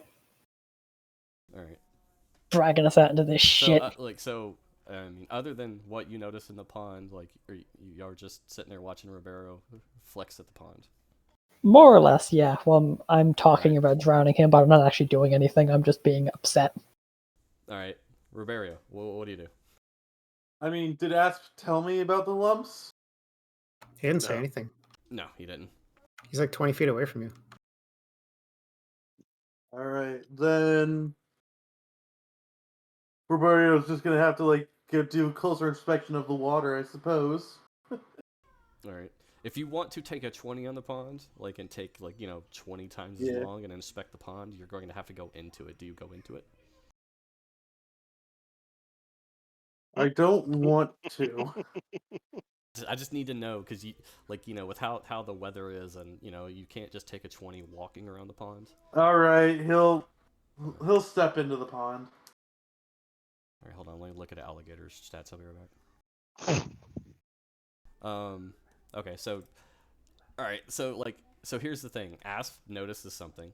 If Asp doesn't want to tell you, doesn't want to tell you. But now Riberio is slowly kind of walking into the pond. Like he's taking a long time because he's you can tell he's inspecting. He's doing what he can to look around. So, taking a 20 will take 20 times as long. Y'all be out here for a Right. while, but you will eventually see what Asp saw as well. Is these two weird bulges kind of like a bit out there, like you're not close. You're gonna have to wade into the water and go do it. You'll need a swim check to get there. All right. Yeah, he'll definitely find out what's out there. While this is going on, I'm gonna pitch camp just to trying to get us some shelter from the goddamn storm. Okay.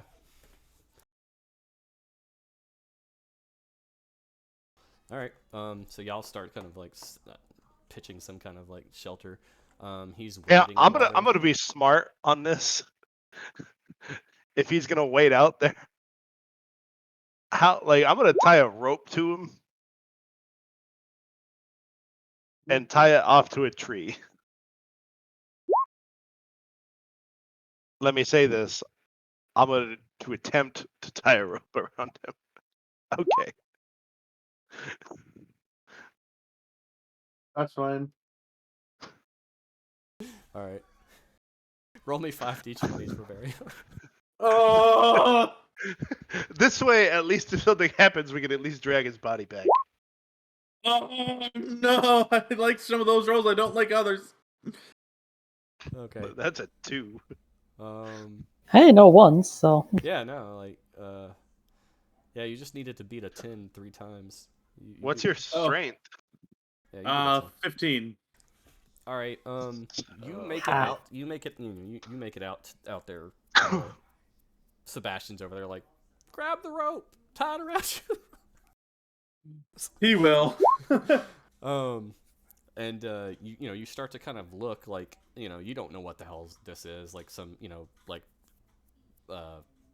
scattered foliage and whatnot built up around it as you start to kind of pull it away to look into it. Your first thought is maybe an animal's kind of underwater dam or something like that. Could beaver, not beavers, because they don't build in ponds, but like how beavers make their little homes out there. Like you're like, am I fucking some animal's home up? You start to kind of doubt yourself a little bit as you pull more leaves and twigs away, and as soon as you you think to that to yourself, you grab a handful and you pull away. At first you think something's pulled back a little bit because you get a bit of a resistance, but then you realize it's hair, and you got it caught in a handful of stuff you're pulling back, and you kind of you release it from your fingers a little bit, and as you scrape a bit more away, you notice it's a bit of a bloated female corpse. Then I guess Riberio will drag it out of the water. Okay. There's that was one mound. There's another mound there that's smaller, just so you know. Oh, okay. That's. All right. Well, I guess he has to do it twice then. Okay. So No, you basically pulled it Riberio. You obviously you found something. You pull it out. You pull out. This mass, and then you pull out another smaller mass. And right. you bring them onto shore, and it's it's bloated. Bloated corpses of two human. One's an older female and one's a child. yeah, as Amy's on her back to him, she calls back, "Find us some buried treasure." Roberto will just At least then it would be worth it. drop to his knees and start praying. Is that a yes? As I turn to look around, as I'm like, oh, shit. Yeah, there's 2 corpses dragged up, cleaned up from, a little bit of debris, and Roberio's, praying him over him as, the rain's beating down on him. Obviously, Amy's, a little taken back by the scene. I don't know at what point if Sebastian and Asp notice what's going on. Like y'all saw her walk over and kind of start to give him a little bit of the business, and then she stopped in her tracks. I mean, I'm pretty sure he just brought these 2 bodies back along the rope that I'm right next to. Yeah. So that's this. Yeah. So that's basically what happens. Yeah, Roberio. Do they have injuries on them? Like, were they just drowned, or were they stabbed and then thrown into the water? It will take a little bit of perception for you to figure that out, because they've been in the elements for a little while. Sure. If you want to examine and try and try to kind of overlook them, you're more than welcome to do it. If you want to. Oh, never mind. If you want to roll, if you want to take 20 times, this is a situation where you could take a 20 if you. Yeah, you know what? I think taking a 20 would be the smart plan. Okay. He's gonna examine the bodies. Nobody's getting onto your case. He's over here kind of looking the corpses over. I don't know if anybody else wants to assist him. Yeah, I will. So now you're interested. Yeah, now I'm like, I kind of got taken aback for a second, like, oh shit, he wasn't lying. There's some bullshit going on here. And then after recovering for a moment, I'll go and assist. Okay. Well, these are corpses, and I know, you have the force going on, with the water or whatnot, but even with all that going on, like the smell, there becomes stagnant. So it's nasty. This is a nasty situation you're in right now. This isn't clean. These aren't clean, pretty bodies. This is some grotesque stuff. Obviously, their bile was poisoning, a bit of the water, and that's once you pulled them out, once you pulled their bodies out, your sense is all gone now. You've done what you needed to do, is to get them out of the water. Right. Now, does anybody have knowledge nature? Not me. I don't. Okay, well, if you have knowledge nature, you couldn't learn something from that, but we don't. All right, moving forward, taking a 20. You're going to tell that these are, obviously human women, or human, woman and child, females. We'll go with females is the right terminology here. They have, the mother's throat is slit, and you can't tell what killed the child. How large to the child is this? Like a toddler? Is this like an 8-year-old? Is this like a 12-year-old? I would say preteen, Preteen. like preteen but not baby. I would say you would guess anywhere between 8 and 11. You couldn't tell 100%, but yeah, that's where you would go. Do they have any kind of identifying marks on them? Jewelry? No.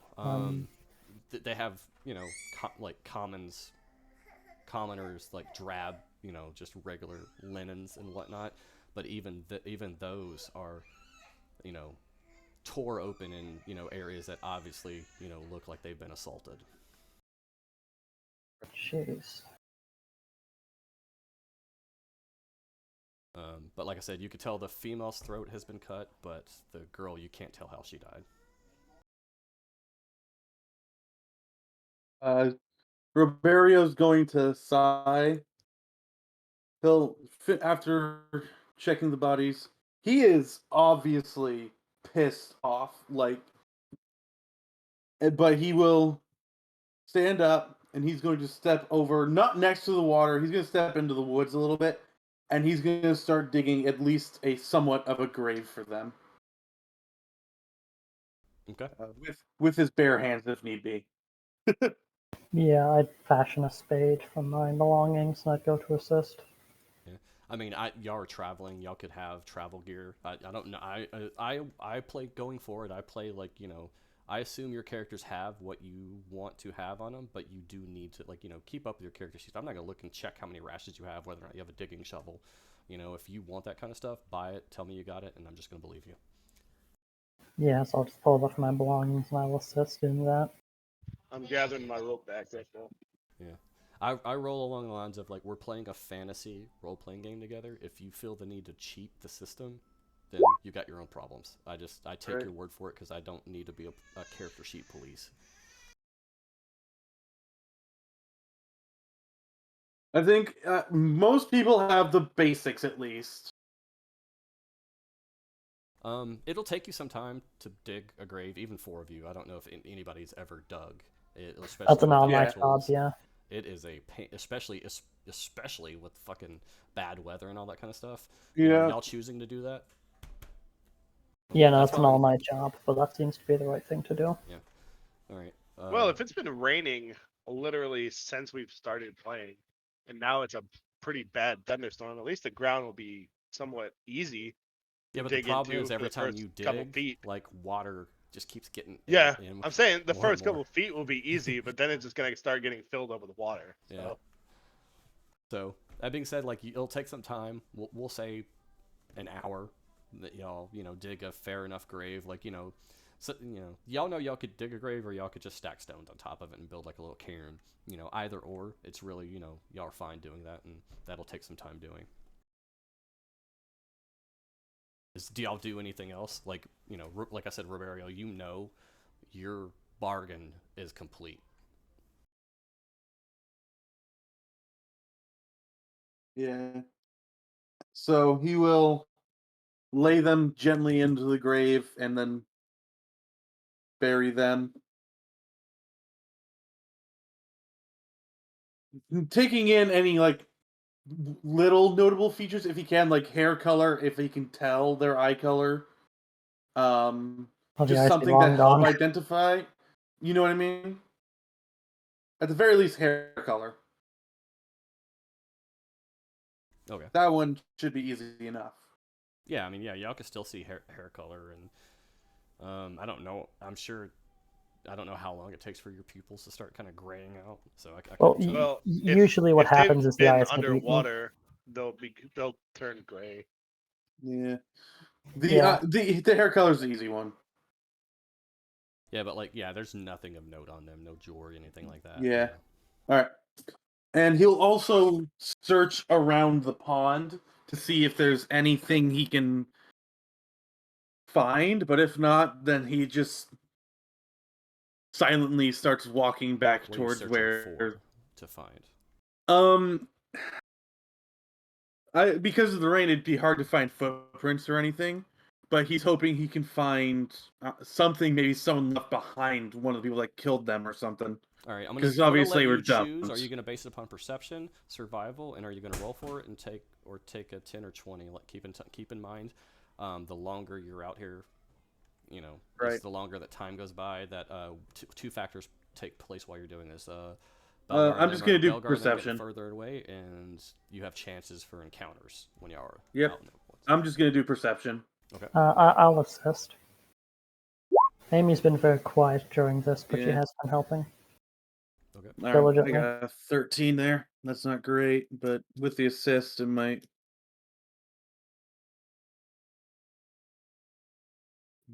Okay.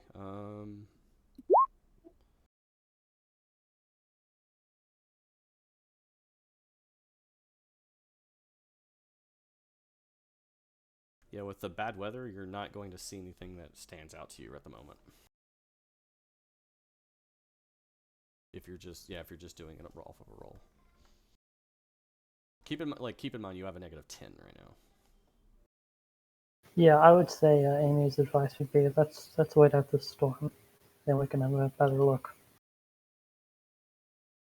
Oh, Amy's suggesting y'all camp and wait out the storm here? Yeah. Oh, okay, I didn't understand that. I don't know if everybody else... Okay, no, that's my bad. I'm probably just being quiet. My mic's further away from me than I think it is. Amy would just suggest we should difference right now. Yeah, no, that's almost certainly what it was. We should probably just camp out this storm, have a look around after. Right now, we're just bumbling around in the dark. They'll leave if we don't rejoin them by tonight. Well, they did make it clear that they're going to move at half speed until to give y'all a chance to catch up, and y'all be moving on your own and not at a mule's half pace. And this was only 40 minutes away. Yeah. We'll wait a little bit to see if the rain clears up, but if it's not cleared up in an hour or two, then I think it's a safe bet to leave. Sound fair? Yeah.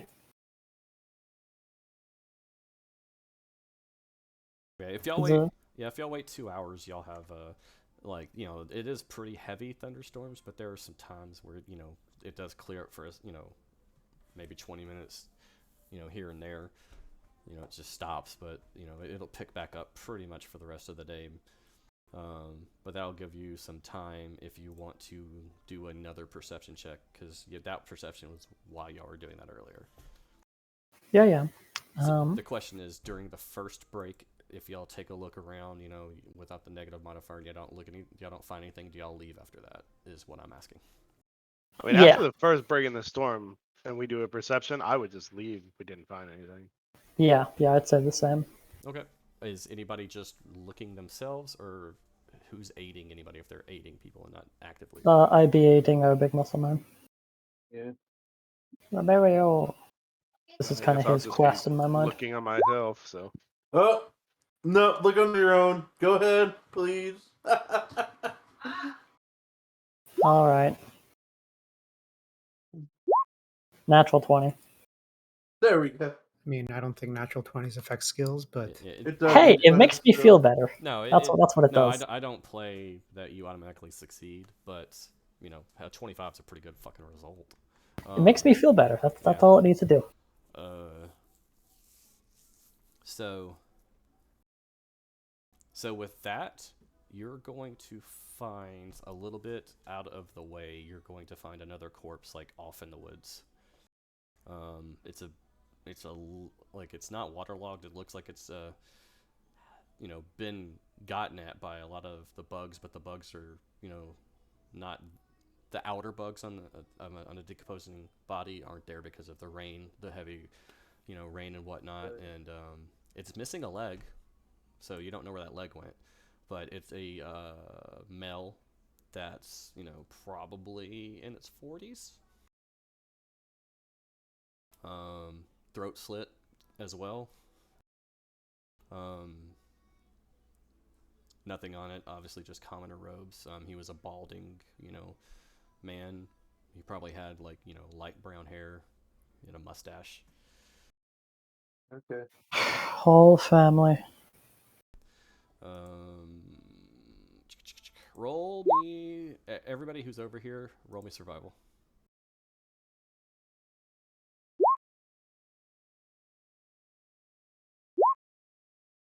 Hey.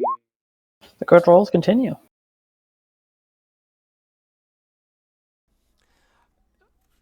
As you see this body and you see, the area, you are not at all 100% sure, but if you were to place a bet, you would think that, whoever dumped this body went that way, and, more south.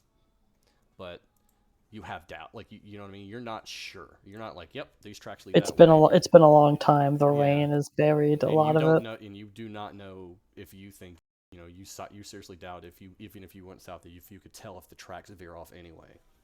Right.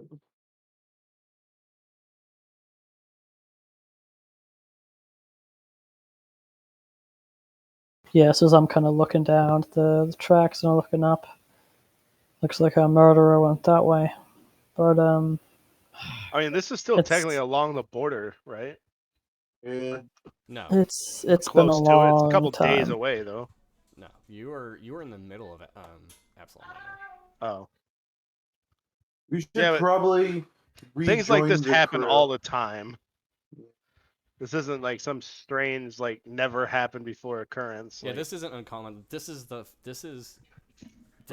what happens out in the wilds. That's why most humans stick to human cities and towns, because the wilds are fucking dangerous.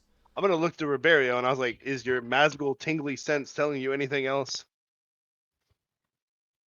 He'll just shake his head silently and say, "Let's get back."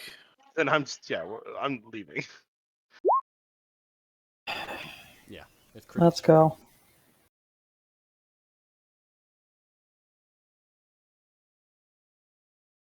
Because technically, he never told us that his sense was gone. Yeah, I did not. But he will.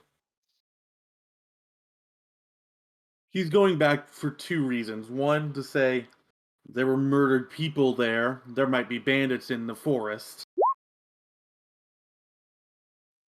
Again, it's the woods. They're there. True. There's a military that deals with that. Let them deal with that. Well, that used to be us.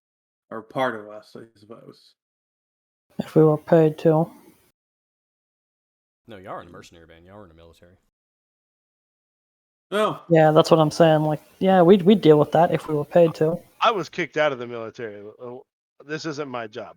The way it works is like the capital city of Absalom like has dominion over all of Absalom.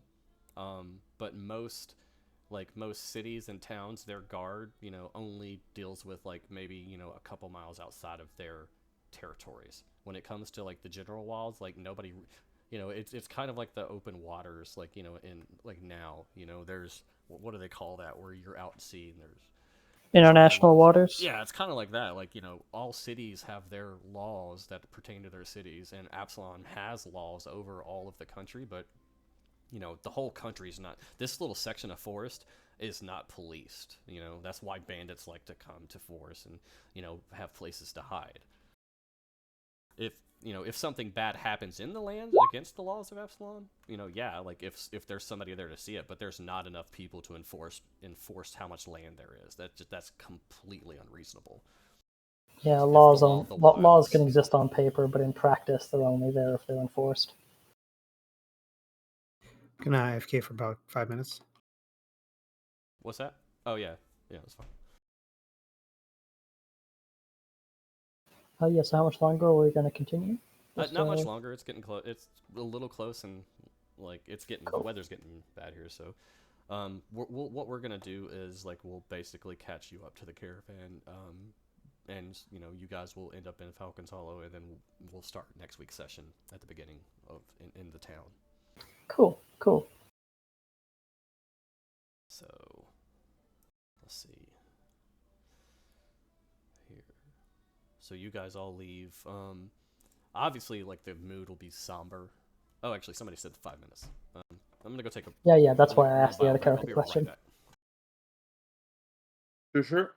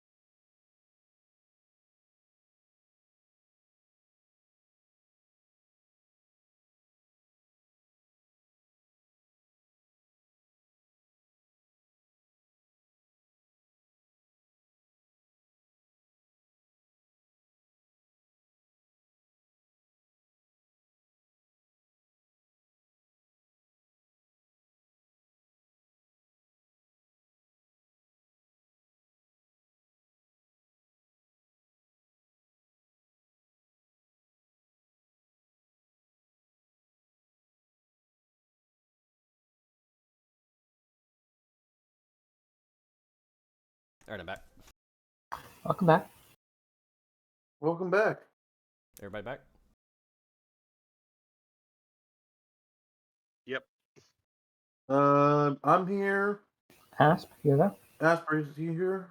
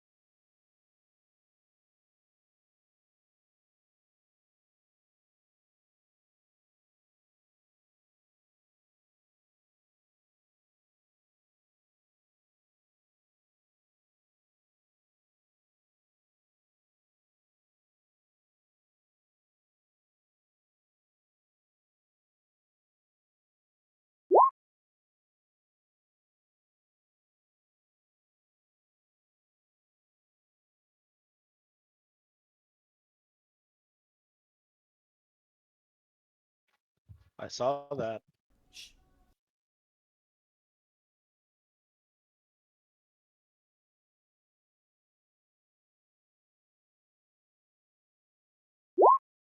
I see that too.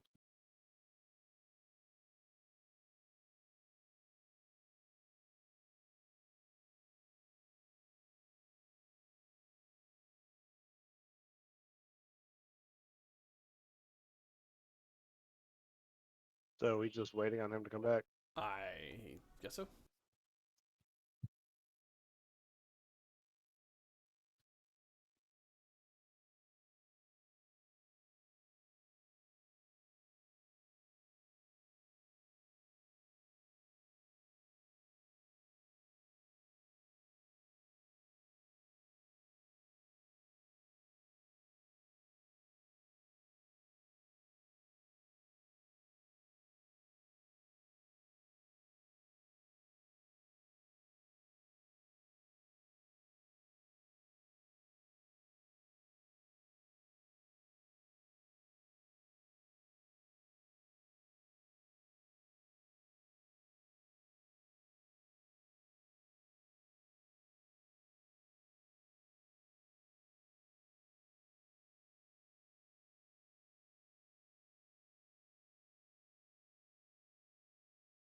Hey, Amy.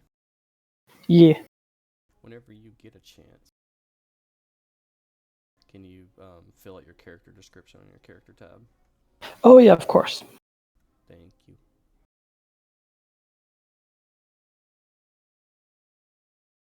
Oh, I know. Well, shit, I need to tell Asp when he gets back.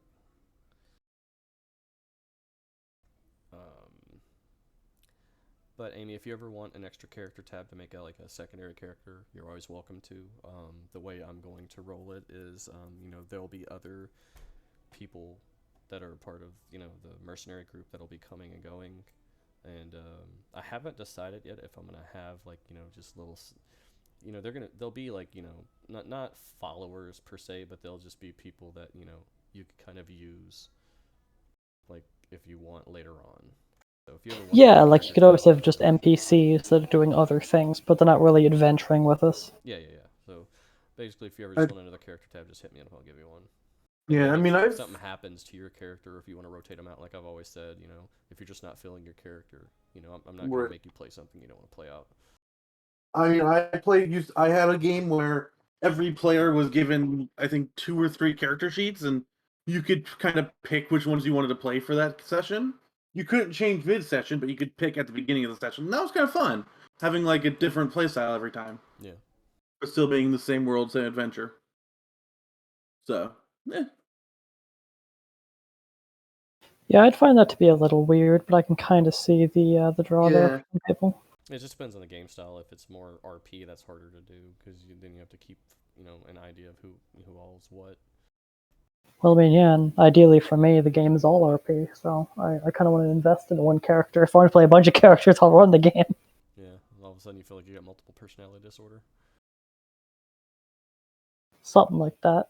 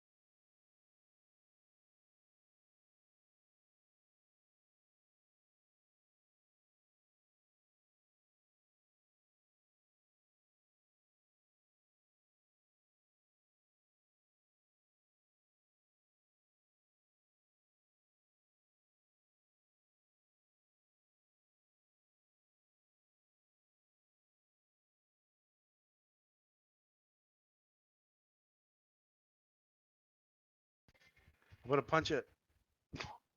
You want to fight the butcher? No. Yeah, let's fight him. I'm gonna pick up and use Ribeiro as a weapon.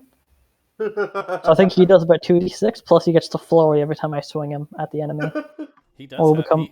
I have these monsters that are boss fights that have legendary actions like 5th edition. So just so here we go. He's one of them. Mythic is fun. Let's put it that way. Mythic makes legendary actions look like amateur hour. I know. I was playing my first ever Mythic campaign. I ended up playing a brawler, and I had like a plus 31 to hit, and I did 3d 12 damage. That was fun. Mythic for me can work, but it's the power scaling. Like I think thematically it works, but the power scaling just gets ridiculous way too fast. The main problem with Pathfinder. Like if we did a Mythic campaign, every enemy would have to be this guy. Like, all right. Well, no, like if I had for example, let's say I had a level 3 character that was a fighter who had Mythic 1, I could probably take on an entire party of level 2 characters easily. Yep. Just butcher them all one after the other. It's ridiculous. Spend a Mythic point, kill you. Spend a Mythic point, kill you. Now I get to take my actual actions. Boop. Now you're dead. Like, is ridiculous. Yeah, that's why I don't use Mythic. I just give them a little extra actions to make them viable instead of just being a slob fest. Yeah, it works out better because Mythic really quickly turns into Rocket Tag. Asp, you're back now? Okay. Yep. All right, so what we were telling them about, obviously get rid of the butcher and stuff. You guys will eventually catch back up to the caravan. We'll say like you guys pushed through the night a little bit, and y'all catch it, catch it when they're setting up their camp and whatnot. You will get to Falcons Hollow. We're basically coming up to Falcons Hollow. You'll see it in the distance over the next couple of days, and then that's where we're going to go ahead and call it there. And we'll start the session where y'all are entering Falcons Hollow next week. Okay. All right, cool. Sounds good. All right. So it'll be the same time next week. Obviously, like we're going to do that every time. It's going to be 12 to 4. So that's usually the game's play and the game style. Good job on RPing out not having to do that wolf encounter. That was actually I liked how y'all did that. Yeah. Yeah, I mean, animals are relatively simple, and who wants to fight a pack of wolves? That sounds like an awful idea. I was wondering, man, they were gonna start tripping the shit out of you. Yeah, I no, was not even mechanically. looking Just forward put to yourself in the that. situation. Do you want to fight a wolf? Yeah. No, man, I ain't getting my extremities gnawed on. That's a terrible idea. Well, boxing wolves is not easy. Boxing wolves. Like even think about it like this. Like, imagine trying to get into an actual fight with like a big dog. Yeah. Oh hell no! No. That's death. That's what that is. That's death. In fluffy form, coming to get you. Yeah. So Yeah. my question is, do y'all tell Belgar what y'all found, or do y'all keep that to I I say we keep that for next session. We'll have a conversation about that. Okay. Yeah, we'll come up. I'd say I We'll agree with that. recap Come it a up little next bit. session. We'll kind of recap, roll back a little bit when we start next week's session. Then that's fine. Like I said, all I ask is you to just kind of keep a little bit of a journal, and we'll go from there. If there's anything else that before the beginning of next session, ask if me and Browning get together. We'll find a way to work his character in. Sure. He could have just been ill for the past day or so, and initially being part of our band. And as we're getting to Falcons Hollow, he could just feel better. Yeah. Yeah, no, when we're almost there, one of us just gives him a good slap on the ass, and he's like, "Oh, I'm good." Okay. Well, if there's anything else you guys need from me, let me know. I'm gonna disconnect from here, but I should be around later. I gotta get some shit with my kids. It was good playing with you. Yeah, that was fun. Yeah. Thanks for the session. Yeah, good game. If anybody is an artist, in the least sense, I would love a picture of fucking Ferberio flexing in front of a fucking pond. Jesus. I just don't know about that one. Hold on. Has anyone here watched Full Metal Alchemist? No, that was intentional. Yeah. Yeah, that's your character. Originally, the image is Reinhard, but your character is that dude. So my original character design, he was a bard who worshipped Kyrgyz, and his art was flexing. Yeah, he was a bodybuilder. Yeah, he was a bodybuilder. So his art was the perfect form.